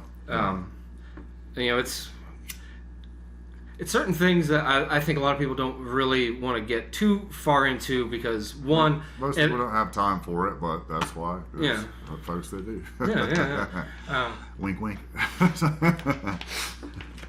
But there is something to be said about it all because, one of those people was almost the president of the United States, 3 years ago. Like, she had... Like she got the silver medal. Granted that you don't get any consolation prize or a medal. And she's a turd that won't flush. She won't go away, man. Yeah. It's interesting now seeing that the whole Russia collusion thing is now swinging back to the progressives. Yeah, because they were the ones who colluded with Russia. Barack Obama fucking allowed Russia's the enemy. They scream Russia's the enemy. You know what I mean? Russia, Russia, Russia. They sold a quarter of our uranium to Russia for fucking nuclear weapons. Like read a book. Like fucking get on YouTube and look up some of this shit. Like, it's fucking ridiculous, man. Once you start getting and Trump is a fucking big ass thorn in their side, man, and he won't go away. He won't go away. It's a phenomenon. I think it's sent our country arguably in a better direction. I often find myself not musing, but like imagining, like Antifa and Black Lives Matter and all that stuff. That was before the election, but after the election, you know what I mean? Like all the leftists are like, not my president, like screaming and shit, social justice and all that stuff. And the conservatives aren't attacking at all. It's like they're just being attacked because Trump, and Trump is doing, logical things. The country should be run like a business. But I found myself imagining what it would be like if Hillary had won. Thank God that she didn't. would there have been an armed revolution of of conservative people, like would that shit be going down? Because I don't think I think Trump was the braggadocious voice that needed to stand up and shatter that shit and at least lift the veil off of things. You know what I mean? Open up the conversation because people. And doing so, he does it on himself as well. He does. Which is what he has to do. He's a one-man ratings machine, and they talk about him all day long. And he's the things he does, man. Like they wanted him to. He was going to talk about I forget what it was, but he pulled a trick on the media where he was going to talk about something that they were wanted to attack him for. They wanted him, and then he was like, I'm going to make statements on this at 4 p.m. or whatever. And then he had like 30 Vietnam and like World War II veterans speak. Native American veterans of the Vietnam War and stuff, and then he tricked the media into watching patriotism, and then he got it in the end and was like, oh, and there's my statement on that. Bye. You know what I mean? If you really want to know how genius Donald Trump is, look up the John Miller tape of Donald Trump. Okay, he leaked a tape of himself from the 80s where he was acting like his on the phone with a reporter, acting like his own PR guy, he's just got Madonna calling and he just has a tremendous load on him right now. So my name's John Miller. I'm taking calls for him or whatever, and it's obviously his fucking voice. But the reporter, Megyn Kelly is on live TV, and the reporter from the 80s is she's like, only 2 people had a copy of that tape. And she's like, well, where's your copy? She's like, I lost it in the move, and I was moving from apartment to apartment. She's like, who else had a tape? She's like, Donald Trump. He released it just to be like, I don't give a fuck. Yeah, I'm a jokester, I'm a hoaxer, I'm a midnight toker, whatever. Yeah. I do like that. We're holding politicians now to and the media itself to a very high degree. Woo-ha. So Donald Trump can't get away really with shit because he's got too many eyes upon him. He's exposing everyone else. Yeah. He's exposing the corruption, and he's demonstrated that all the mudslinging, he's just standing there, he's gonna keep pushing on. Yeah, and we need that kind of change. Okay, Covfefe. Remember that shit, the Covfefe? Yeah. Okay, do you know what Covfefe means? There's 2 things. Yeah, it's an Arabic word. In the Arabic word, it says "I will stand," and it says in the tweet it said it's despite all of the media smears. I'm paraphrasing. Despite all the media smears, despite all of the scrutiny, Covfefe, and within minutes, Covfefe was taken off of Wikipedia. Right after it was he was figuring it out. The Google Translate, they removed it. And it's in Arabic, so I mean it's from the Islamic world, it's beautiful the shit he does. There was one, the smocking gun that QAnon. Yeah. It led to a search that showed John Podesta and another Democrat. They were naked, covered in body paint, neon body paint, in a Comet ping pong pizza. Yeah. At a party. Yeah. And Hillary's campaign manager, John Podesta, is a fucking pedophile. They call it the Anthony Weinergate. The Democrats are evil. They're evil people, and they're the Republicans might like someone like Ted Cruz, he's reminds me of Pappy O'Daniel Flower Hour from Oh Brother Where Art Thou, you know what I mean? He's the quintessential politician, but there's not there's not a whole lot of scandal, on the Republican side, conservative. They're about family. It's pretty easy to find dirtbags on the right anyway, because usually you find them, they've infiltrated the religious right. The hypocrites. And yeah. So it's what was his name? I think it was Larry Craig. This was a decade or 2 ago. He was this staunch, fire and brimstone, right Republican Yeah. that was all about like gays should be stoned out in the street and all that. Yeah. And then he got caught soliciting sex from a little boy. Or yeah, something. like from a dude in an airport bathroom. Yeah. It's like, so like it's really easy, and we've gotten good at taking a look at religious ideologues and being like, nah, man, God doesn't look kindly on that sort of thing. well, you should worship God, not an institution of men. Boom. Yeah. So it's pretty easy to weed those folks out. I think. And on the left, I don't think it's been coming under as much scrutiny. And like you said, the DNC has just had these oligarchs. The left is the party of freedom and free will, and you know what I mean. Let's have gay rights and all that stuff. It's like, okay, cool. Like, conservatives are against that, but it's not the pressing issue it's not the most important thing we got going on. I don't think a lot America. of people really give a shit. Like, gay people don't give a shit. no. They don't. They're not. You know what I mean? Clamoring. It's only a select few people are controlling the narrative, and it's these critics and journalists in D.C. that want to keep their jobs, and that's who's controlling the narrative. All you have to do is look at Dave Chappelle's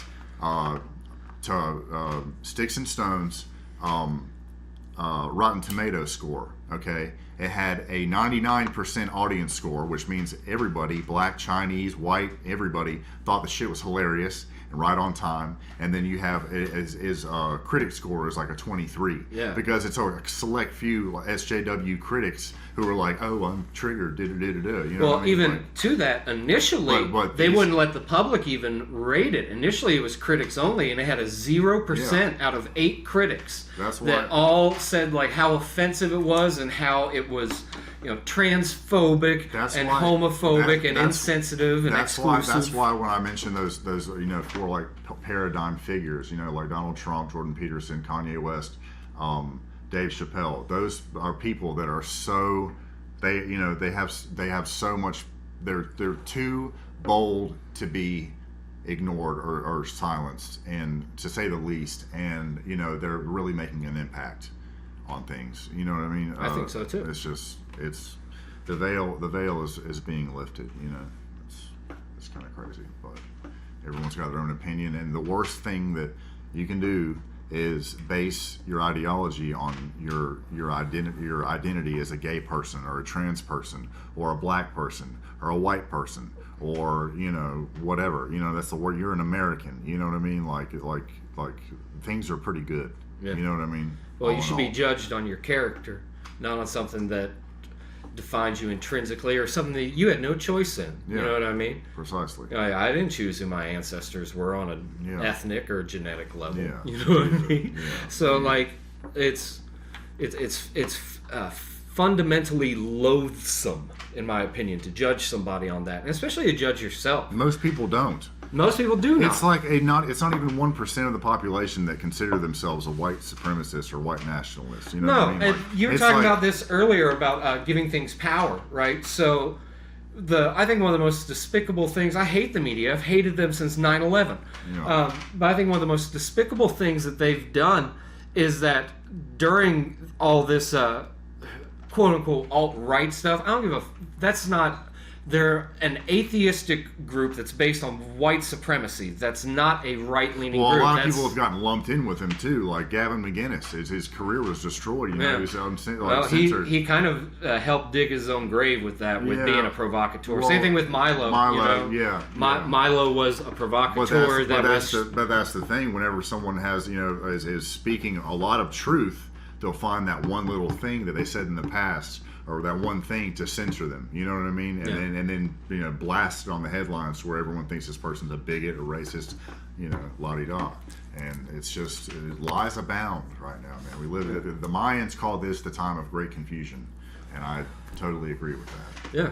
Well, it's enlightenment is not going to come easy to anybody. You know what I mean? You make it, and the path is narrow.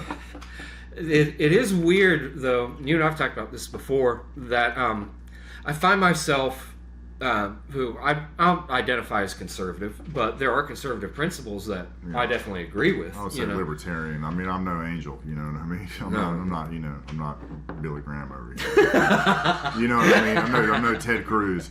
But you know what I mean? But I, you know, I'm a realist, and you know, I see what's happening with the country, and I know when I'm being lied to. Yeah. Well, I just see more people that aren't buying into a lot of the mainstream BS are coming from either an apolitical background where they just don't care, you know what I mean, and they have an open mind because they don't pledge their ideological values to politics, right?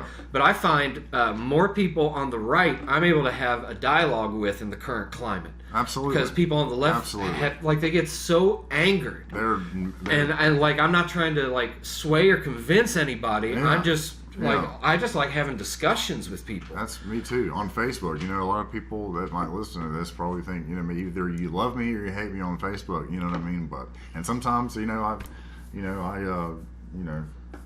sip a little, you know, Grandpa's cough medicine, and I get to typing on my shit, and you know, I go have fun. But it's mostly just in jest. You know what I mean? And it's good fun. But sometimes, you know, I mean, you know, people are, you know. I like the term, you know, only sit still in absolutes. You know what I mean? Like, you know, you have to, you know, think about both sides of, you know, these things. I think absolutism is a bad way to go. I think history shows that. Absolutely. Pun not intended / intended. Yeah. But it is it is kind of wild to me at the same time that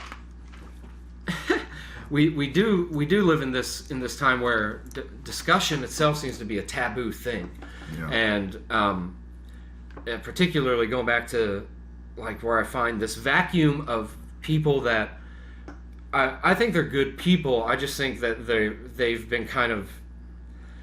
They know how people get brainwashed on the right through religion, and they don't apply the same criticism to brainwash on the media by the left. Yeah. And I think they've kind of been misguided in that. And look at who controls the media. I mean, you got Fox News, which is the bastion of conservative right-wing news, and then you got CNN, MSNBC, CBS, all these are it's all liberal. Yeah. It's all liberal. It's just the entire narrative is controlled by liberals, and that's on the same token. CNN's ratings are in the shitter. You know what I mean? They got caught, and like Project Veritas and some other folks leaked all this data out, showing like, hey, they have purposely been ignoring real events and just trying to focus on smear campaigns against the black Trump. guy that works for CNN. What's his name? They got caught saying that the Russia investigation was a big nothing burger, admitting it. Yeah, I forget his name. He worked for Zucker though. Like Zucker's head of CNN. Yeah, Joe Zucker. Yeah. Fucker. But yeah, it was a guy that he had. I guess this gentleman and he were on a date together, because there was this type of like candor that was being about, where you could tell like the guy who worked for CNN was really loose and opened up. They had some alcohol, but he didn't know that this guy had a camera and a wire on. Project Veritas, by the way, is doing the Lord's work for sure. They're doing good. They're also they're responsible for leaking that video of the reporter from ABC with the hot mic, who said that Epstein. Said that she had this. Had the story 3 years prior, and ABC killed it. That's how corrupt it is. She had to go back and apologize and say, I was just, speaking off the cuff or whatever. You know what I mean? Like, she went back after they obviously caught her candidly saying that they had all the information on Epstein. They could have, but it was suppressed. And then she went and, had to apologize for, she was like, I was just speaking out of turn. And I was frustrated. It's like, obviously, you just said you seemed like a journalist doing her job, and it was being suppressed. Yeah. Well, then you realize that because it would have shone light on the royal family being involved, with the Clintons being involved, with ABC and Disney being involved. Yeah. The royal family, Jimmy Savile of the BBC, like he was like the what is it, American Bandstand or whatever in America. Like he was like the guy in England, and like he was a pedophile. He ran a pedophile ring he was very close to the royal family. Yeah, he was knighted by them. Yeah, he's a fucking knight, and he was a sick pedophile murderer. Yeah, and a game show host, did all these kids events, and was around kids all the time. Yeah. What's interesting to that point, and I forget some of their names, but you can look back at that era in television of the like 70s, 80s sort of transition of game show hosts and how they were acting towards children. Oh, absolutely. Corey Feldman, I watched something that he did today, and he's putting out a documentary about it. Yeah, that airs in March, I think. Yeah, it's a rampant problem, and damn, what was I about to say? Shit, I had such a good. I forget, but yeah, but okay. One of the things that is very taboo that vexes me a little bit is the whole Michael Jackson thing. I don't believe, they did that, Leaving Neverland thing, and Dave Chappelle, in his Sticks and Stones, he's like, if you didn't watch it, don't watch it. He's like, fella, they were sticking baby dicks in my ears for 4 hours. It was terrible. And the thing is, like, not that Dave Chappelle is the end all be all alpha of truth, but when, Bill Cosby was his hero, and in his other special, he said, he's like, it looks pretty fucking bad. He's like, Bill Cosby raped 54 people. He's like, what if chocolate ice cream raped 54 people? He's like, I love chocolate ice cream. I don't want it to rape. You know what I mean? And like, that was his hero, and he was straight up boom. And then on the next special talks about Michael Jackson, and he's like, I do not believe these motherfuckers. He's like, Macaulay Culkin, Corey Feldman, all these people were around Michael Jackson, and he never did anything inappropriate, around them. You know what I mean? I think that, I don't know, it's almost like an energy sacrifice, publicly. You know what I mean? And like all the like, he's, does all these wonderful things for children, has like, theme park for it looks, is the perfect. It does not look good on the surface. It doesn't look good when you twist it like, oh, what I mean, he's bringing out wine and molesting kids and staring at their buttholes and whatever the fuck. But like if you watch that video, the video to Earth Song, and you see it's my favorite Michael Jackson I know song. You put me on it, but like if you look at the passion that he's talking about with chill, what about like, I'm not going to sing Michael Jackson's voice right now, but like if you watch that video and if you see an evil person, you know what I mean, someone you think that would do that, I don't know, I just can't help you. You know what I mean? Like what's weird? He really liked that song, like. And he, even on the last thing he did, This Is It, where it was the concert that never was, they filmed the dress rehearsal, almost purposely he filmed it. Mm-hmm. And that was like towards the end of the set list was him performing Earth Song. And that's not like a big Michael Jackson hit, you know what I mean? Yeah. In fact, if you, arguably, I think if you would ask most people, what's your top 5 or even 3 Michael Jackson songs, Earth Song would almost never be there. Yeah. But I agree, it's beautiful. And to the point of the documentary, I haven't watched the documentary. I'm not watching that fucking documentary. I saw stuff that came out about how after the documentary that the two guys involved said that they had not been exactly truthful, and the director had also pushed it in a certain light that was also not truthful as well. I do not believe Michael Jackson did that to children. I think he was a scapegoat, a red herring. I think he was weird. I think he was arguably, he had arrested development and was asexual, if anything. I believe so too. Not only that, but all of the right, they ruined him. You know what I mean? And well, he ruined himself with a fucking surgery, but but they ruined, they ruined him. You know what I mean? He was a beautiful individual. You know what I mean? The king of pop. And he owned the rights to like Curtis Mayfield's music. He owned all the catalog, Beatles catalog. He owned all that shit. Think about all his estate, what it's worth. Like he had a war with Sony and what was his name, Tony Mottola for the longest time.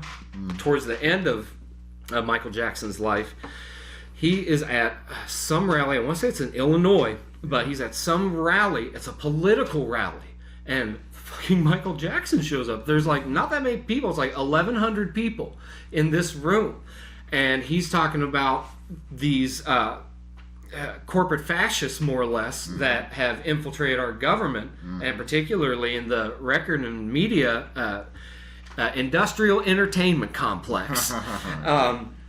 And he's being emphatic with the crowd and telling them, look, they're writing our history books. We need to wake up. Michael Jackson's saying this. Yeah. And it was not publicized. I think I've seen, maybe not that speech, but another one where it was a very small crowd, because at that point his reputation had been just tarnished beyond repair. Yeah.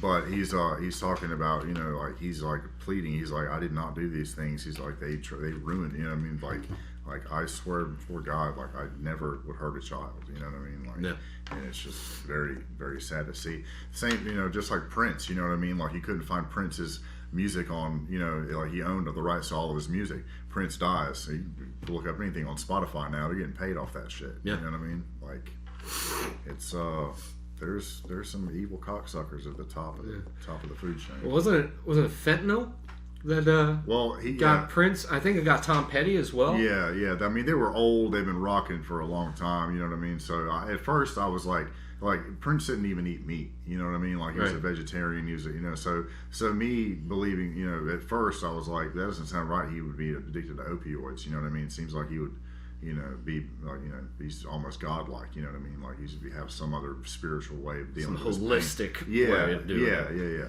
Yeah, but for him to die of like opioids, you know what I mean? Like that's just but now I believe that. Like Tom Petty the same way, you know what I mean? They're old and shit. I mean Philip Seymour Hoffman, you know what I mean? Dying of a heroin overdose with 50 baggies of heroin, making him look bad.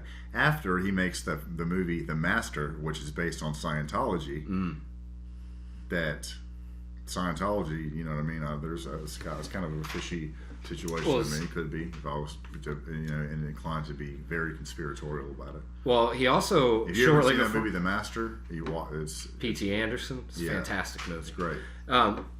Shortly before he died as well, I want to say like 5 years or so before he died, there's a movie he made called Before the Devil Knows You're Dead. Yeah. And in it, his character has a heroin problem. And I'm not sure how his method of acting would go, but if he is a method actor and absorbs himself in a role, I could see just how the human condition works of him getting so absorbed and doing heroin, and then he just can't get off of it. Absolutely. But like what I was talking about, my own personal theory about, what I've gathered from different sources and stories and stuff like that. I don't think Heath Ledger was one, but Paul Walker. You know what I mean? He did that Skull and Bones movie. And then he crashes his gift from the organization in the movie is like a blue Porsche. And like he died in his blue Porsche, you know what I mean? Crashed his car. I don't know. It could be a synchronicity, or it could. I mean, I don't know how they could run him off the road or something like that. But I saw it's just very strange things happen, like that. It's weird. I saw some stuff with Kobe Bryant and that helicopter crash. Yeah. Where there was a cartoon that was put out a few years ago that showed Kobe Bryant getting killed in a helicopter crash. Wow. And Simpsons. It was not the Simpsons, but I'm saying they're prophetic. It's like yeah. But there was other stuff I came across where Kobe Bryant was in disputes with some folk. I think it was in a pharmaceutical company over the Black Mamba term, and they were trying to get the rights to it. That's weird. And there were other ties with him that he was like a friend of the Clintons, and Kobe Bryant is apparently this big champion of family and whatnot, and I would argue the Clintons are not, so he might have encroached on them in some way and become a sacrifice as well. His little girl as well. Anthony Bourdain? Anthony Bourdain apparently had dirt on Adam Schiff. That's the conspiracy I came across, was that they're always hung from a belt on the door, you know what I mean? Like Robin Williams, you know what I mean? Like I believe these are I mean they have problems, you know what I mean? They have depression and stuff, but in a lot of cases, they're found hanging from a belt by the door, like David Carradine. Yeah. Kill Bill, you know what I mean? Like I think he was into some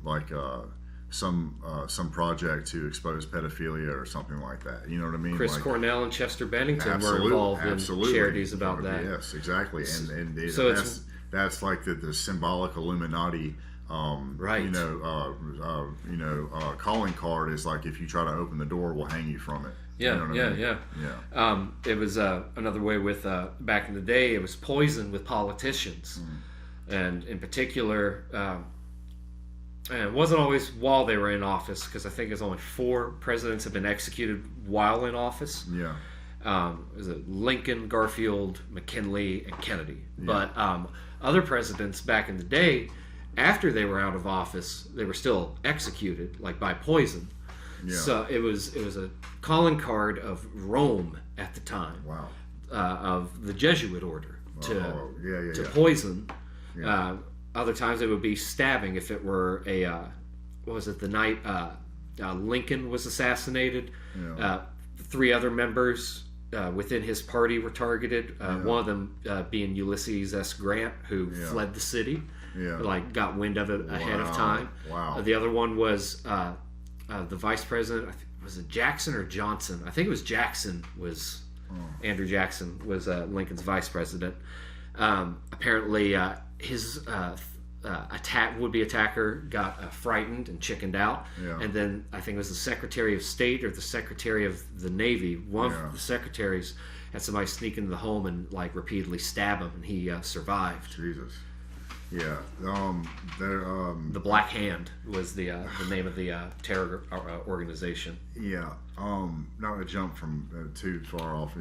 Keep the conversation flowing. I guess, and what people would call normal. I don't know what fuck it. I have an idea I'd like to say. How about that? Okay, I have something to say.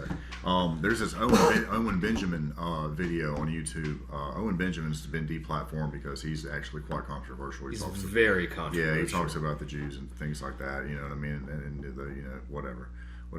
But he has this video called "The Titanic." If you can find it on YouTube, J.P. Morgan owned the Titanic. Sure did. Okay. And it was during the when they had the secret. Was it Jekyll Island? Yeah. They had the secret meeting at Jekyll Island. The Rockefeller, Rockefeller and J.P. Morgan, and they were going to start I think maybe Hearst was involved with probably the 5 of the moguls, the steel, oil, moguls, and there were three European moguls, like very rich industrial men from Europe. They were coming. The Titanic did not sink on its maiden voyage. It had a warp it had a sister ship, but it had the actual Titanic had a warp in the design or in the construction. So all these people paying tickets to get on this nice big boat. You know what I mean? They didn't want to be on a wonky ass boat. You know what I mean? So J.P. Morgan. These people were supposed to come across on the Titanic, these 3 bankers or whatever, who were going to protest the Fed and protest the forming of the IRS, right. Which nobody ever voted the shit into. You pay taxes every year to foreign banking cartel. Yes, exactly. And J.P. Morgan was supposed to be on the ship when it sank, but lo and behold, he didn't get on. He didn't get on, and we have the Titanic sank. A beautiful movie's made about it, with I'm the king of the world, Leo and Kate, and it's all beautiful, but it's actually and a boob scene in a PG-13 film. Oh, holy shit! What's the world coming to? But I mean, it was basically, I mean, the same. If you're, the same scale as the 9/11 attacks. You know what I mean? To create the Patriot Act, and it's just crazy about what people in power the lengths they will go to maintain their power and fuck the rest of us. Yeah. Well, even to the Patriot Act point, that was one thing while all the Kavanaugh hubbub was going on. Another point I wanted to make is, Owen Benjamin says this, and I personally agree, the devil can't help but mock us. he can't help but put his stamp on the things that he does. The day the Titanic sank, okay, was April 15th, which is tax day. So yeah, it's like yeah. But with Kavanaugh, when all that hubbub was going on with his past and him being like a sexual predator and all this stuff, nobody was talking about him and the Patriot Act and how he was like deeply involved in like forming the Patriot Act in the Bush administration. Yeah. So it's controlling this narrative about certain things. There's what was her name? She's known as like the grandmother or like the pioneer of conspiracy theories. She's a very here it is, Nesta Helen Webster. She's very controversial, and the reason being is because she lived from 1876 to 1960, and she's labeled nowadays as a Nazi sympathizer. Yeah, of course, easy smear. Well, she was a she was used as an intelligence informant for American and British intelligence. And she found this clique of Zionists that she, under the guise of fascism, convinced her that it was a racial cleansing as well. That with the Jews and Zionism were one and the same, when the Zionists were this banking cartel with a supremacist ideology, arguably. So they use this, and it's something that is true about her, that she was not a Nazi, but she agreed with some of the stuff that they were doing. But they'll use that to sort of they discredited all of her work as an intelligence informant, and that way it gave the government's, particularly American intelligence, plausible deniability to say that, well, we don't know what this crackpot is talking about. She's a conspiracy theorist and a Nazi sympathizer. So it took like generations until like you had enough people again like that where they kind of wanted to lift the veil themselves back in the days of just the library, right? And way before YouTube, way before the internet. You had to have people that were like knew a specific book and had to find it upon request, because they usually would keep them in the archives where people could just stumble across them. So you had enough people do that, and then start looking at some of her other research, and it ties into like the Bavarian Council of the Illuminati and the Jesuits, and the difference between the Freemasons of England and the Freemasons of France, and which ones had ties to authoritarian it's amazing power. Because all this shit has been happening throughout history under the nose of the populace, and it's until now. Okay, the Maya in 2012, the wave of the flood of information, we're just now realizing how bad we've been screwed, because we have the world at our fingertips and information to be able to go and look up all this shit. You know what I mean? We're starting to hear about it. Maybe that's the change that, you know what I mean? I think it's for the greater good. Absolutely. And I think also that the notion of, well, I'm just going to go to Snopes. It's like, Snopes has sponsors. I understand they started as a mom and pop website, but Snopes, like, there's articles you can find on there that they're clearly biased. Like, they'll be like, well, it's mostly false. It's like, well, you start looking and it becomes an opinion piece where it'll even be like something, and it's usually political. So it's usually like stuff with Trump or George Soros, that they'll skew data on it and won't exactly be truthful with all the information. So I like that, because we're holding things to a higher level of scrutiny now, that you are not relying on Snopes becoming the new church or the new masters or ministers of information. People are just doing due diligence.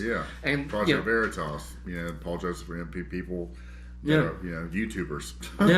Paul Joseph Watson's a weird one, because he got banned from Facebook and Instagram, and he was one of the folks that they sort of just swept whenever they got rid of Alex Jones and Farrakhan. You can bet if someone is banned from or depersoned from social media, they've got something important to say. Yeah. More. I mean, 99% of the time, they have some real shit to say that's going on, and it's trying to be suppressed. Yeah.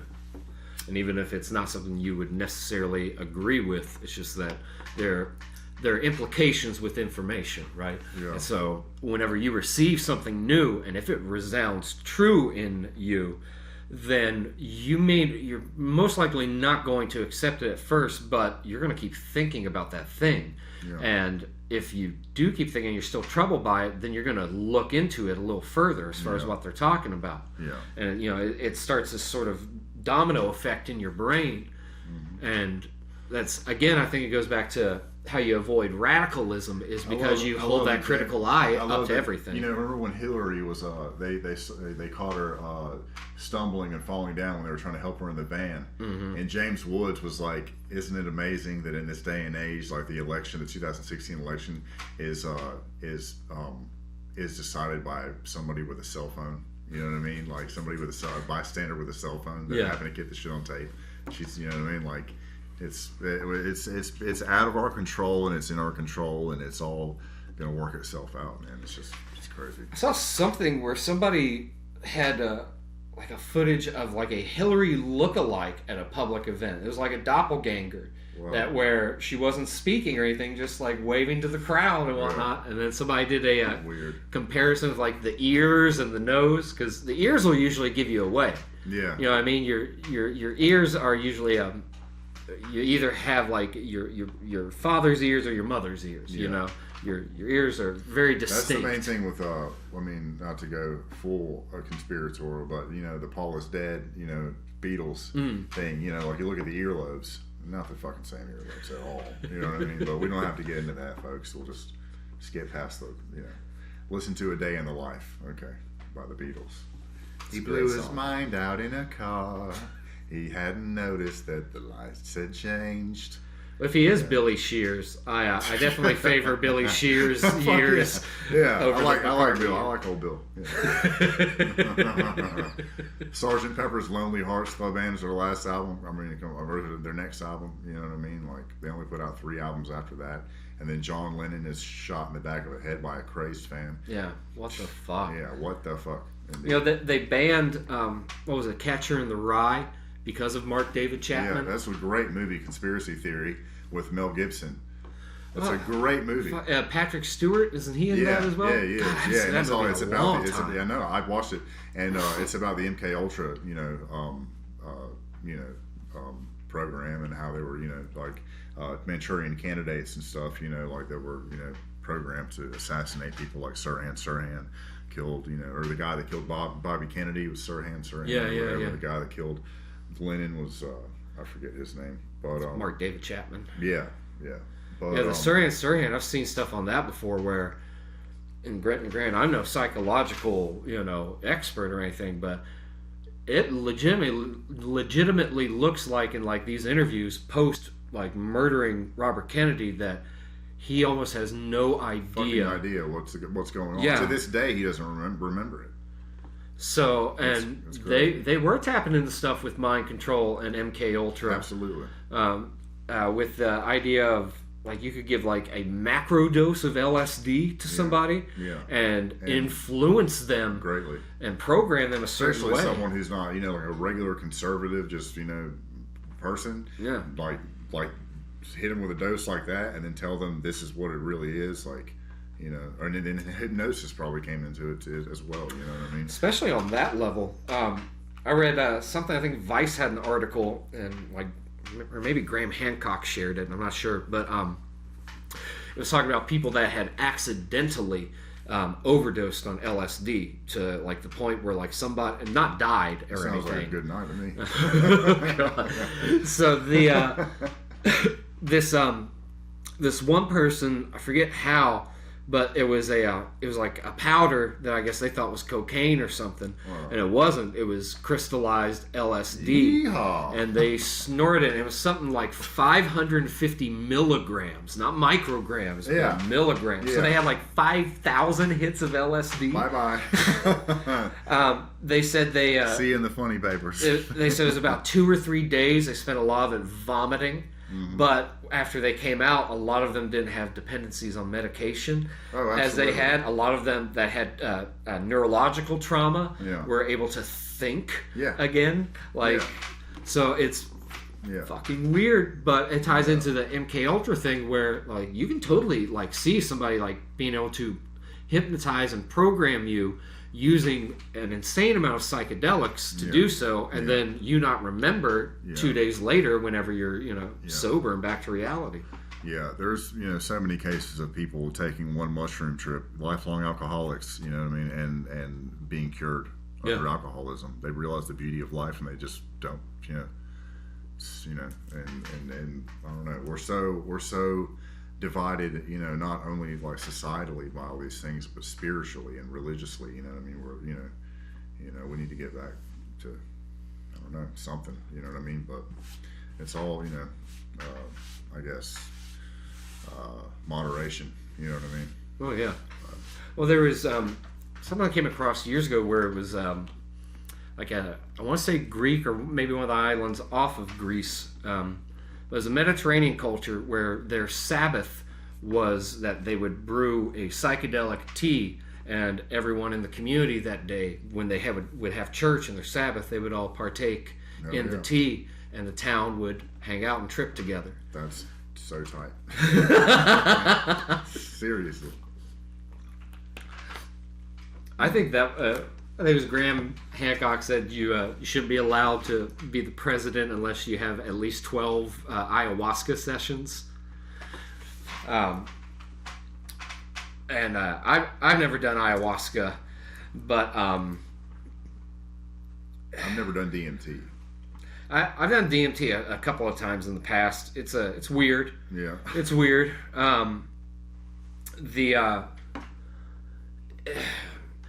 It's never hit the hardest things that have ever hit me as far as the onset was salvia. I did that when I was like 23 or 24. I did that once, like some 20x shit, and I felt like my body was collapsing into itself. And I was made out of metallic. I looked down and my knees were like metallic cubes that were just shifting and shit. Like it was just crazy. The way I describe it to people, collapsing in makes total sense because I always tell people, it's like, have you ever seen Train Spotting? And Ewan McGregor takes too much heroin, he ODs, and he sinks through this red carpeted floor, and it's a POV shot where you see him sinking like into a grave with this red carpet all the way down. Yeah. That's what salvia felt like, the onset that I had just like, I became the couch and then just sort of crushed into myself and then popped and pooped out the other side into this dream. Wow. And then, like 10 minutes later, I wake up, I'm just like, what the fuck was crazy. That? It's almost like with ketamine, people do like falling in K-holes and stuff like that. I've heard about that. I've heard about it too. I've never fallen into one. No, I've animal tranquilizers just never really Mario. But yeah, the idea of like a whole community, like, and them having church together, it goes back to like the idea of like an ancient one world religion that, again, it ties in with everything that we see, and that ancient Americans practice shamanism, and they were able to tie it in. Yeah, I don't know. There's just such a stigma on it, you know what I mean, and the effects of it. I mean, it just depends on who you're around. You know what I mean? How comfortable you feel. You know what I mean? And your first time, some people get turned off of it, you know what I mean? But there's no denying the therapeutic nature of psychedelics, especially, natural mushrooms and, things like, These things should be legal, you know what I mean? They shouldn't be obviously given to kids, but they should be, if it grows out of the ground, it shouldn't be illegal. Right. Well, it's readily available in nature, right? Yeah. So like in the South, like, psilocybin mushrooms will grow out of cow shit if the weather's right. Yeah. You know what I mean? So, like, a drug is something that is not readily available in nature. Yeah. So, something like, marijuana or the cactus that peyote can be found on, or psilocybin mushrooms, these should not be in the Controlled Substance Act. No. Because they're readily available in nature. They're not drugs. And like a Christian or someone that's against, psychedelics might use the argument, well, look where you found it. You found it in a pile of shit, so it must be evil. But someone who's experienced with it knows how beautiful experience can be. Is like, isn't it so ironic that you would find it in the last place you'd want to look? Yeah, exactly. I'm gonna pee again. I must make pee pee. Yeah. So psychedelics, psychedelics are beautiful. Christianity is beautiful, and love is beautiful, and brotherhood is beautiful, and all that jazz. Yeah, all that jazz, man. It is something profound. I think that if we look at why these things are illegal, it all goes back to money and power, right? So during the 20th century, psychedelics were first championed during like the 1950s, where people are first learning about like all of the medicinal benefits and psychological benefits and arguably religious properties that could be found through psychedelics.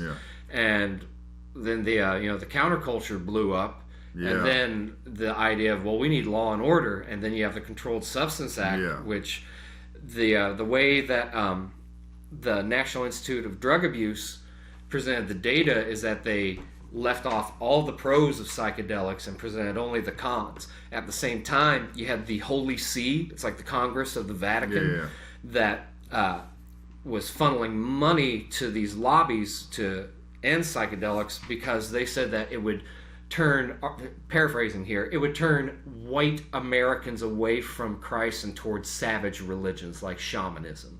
Now, shamanism you can apply to Christianity, like Buddhism, like it's malleable ideology, and but it's that Vatican money, and they've got ties to big pharma and all this other stuff. They did the same thing with MDMA in the 80s to get it illegal. Psychoanalysis would not psychiatry, but psychoanalysis would not exist without LSD and MDMA, especially LSD.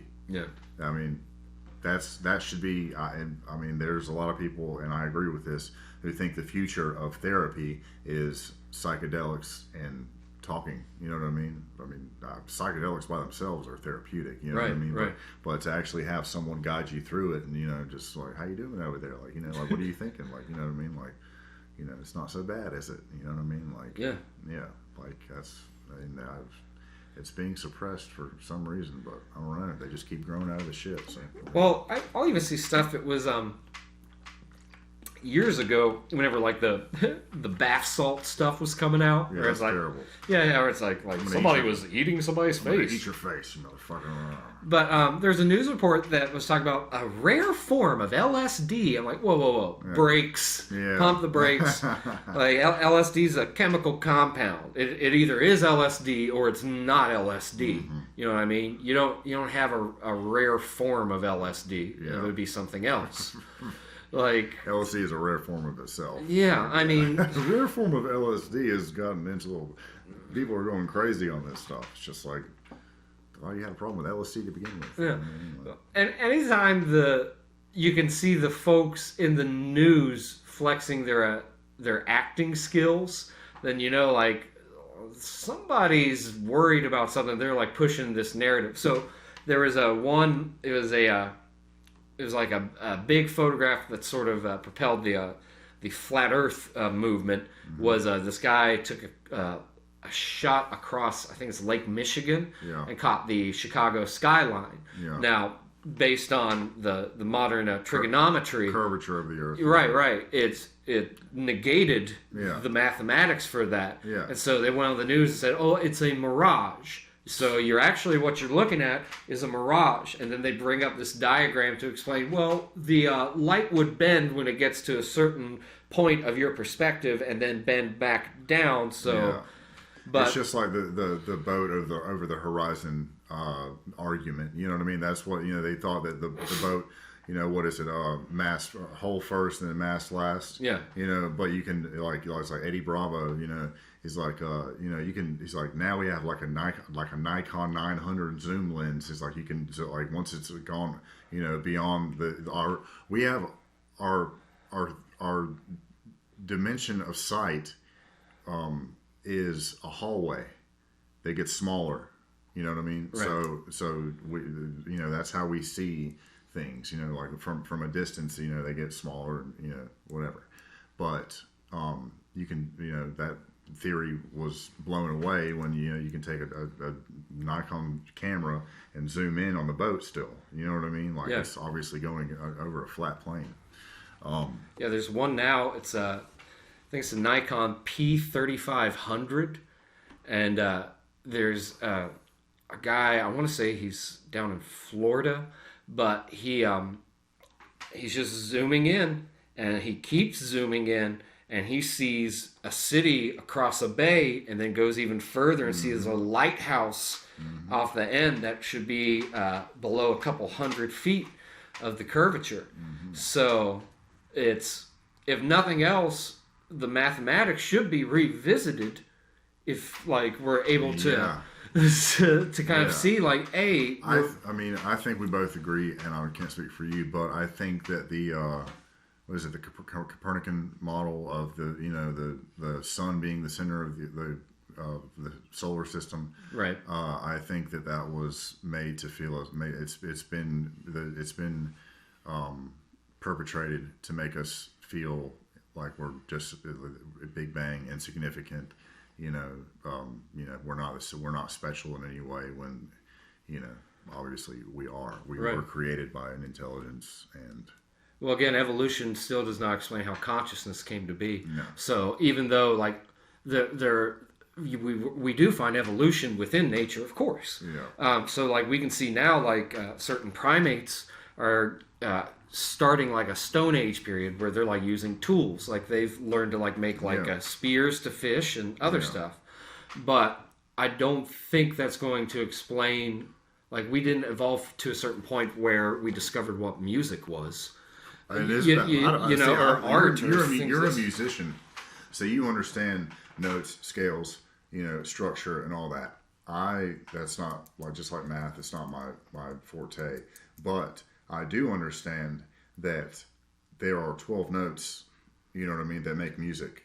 And for someone to invent, a stringed instrument that reflects that natural law, that's insane. And, just like Jordan Peterson said, the reason we like music so much, and that, 1, 2, 3, 4, that structure is because it on a subconscious level or a conscious level, it reflects our need for order. You know what I mean? Yeah. And that's why we love music. It's because we like things to be in order. You know what I mean?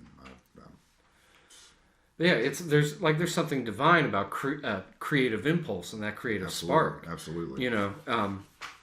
So I think to just sort of try to throw these things into the same category as biological evolution, it's not even close to talking about how we are so cosmically unique and cosmically different from everything else on this planet. Yeah. Everything else. Yeah.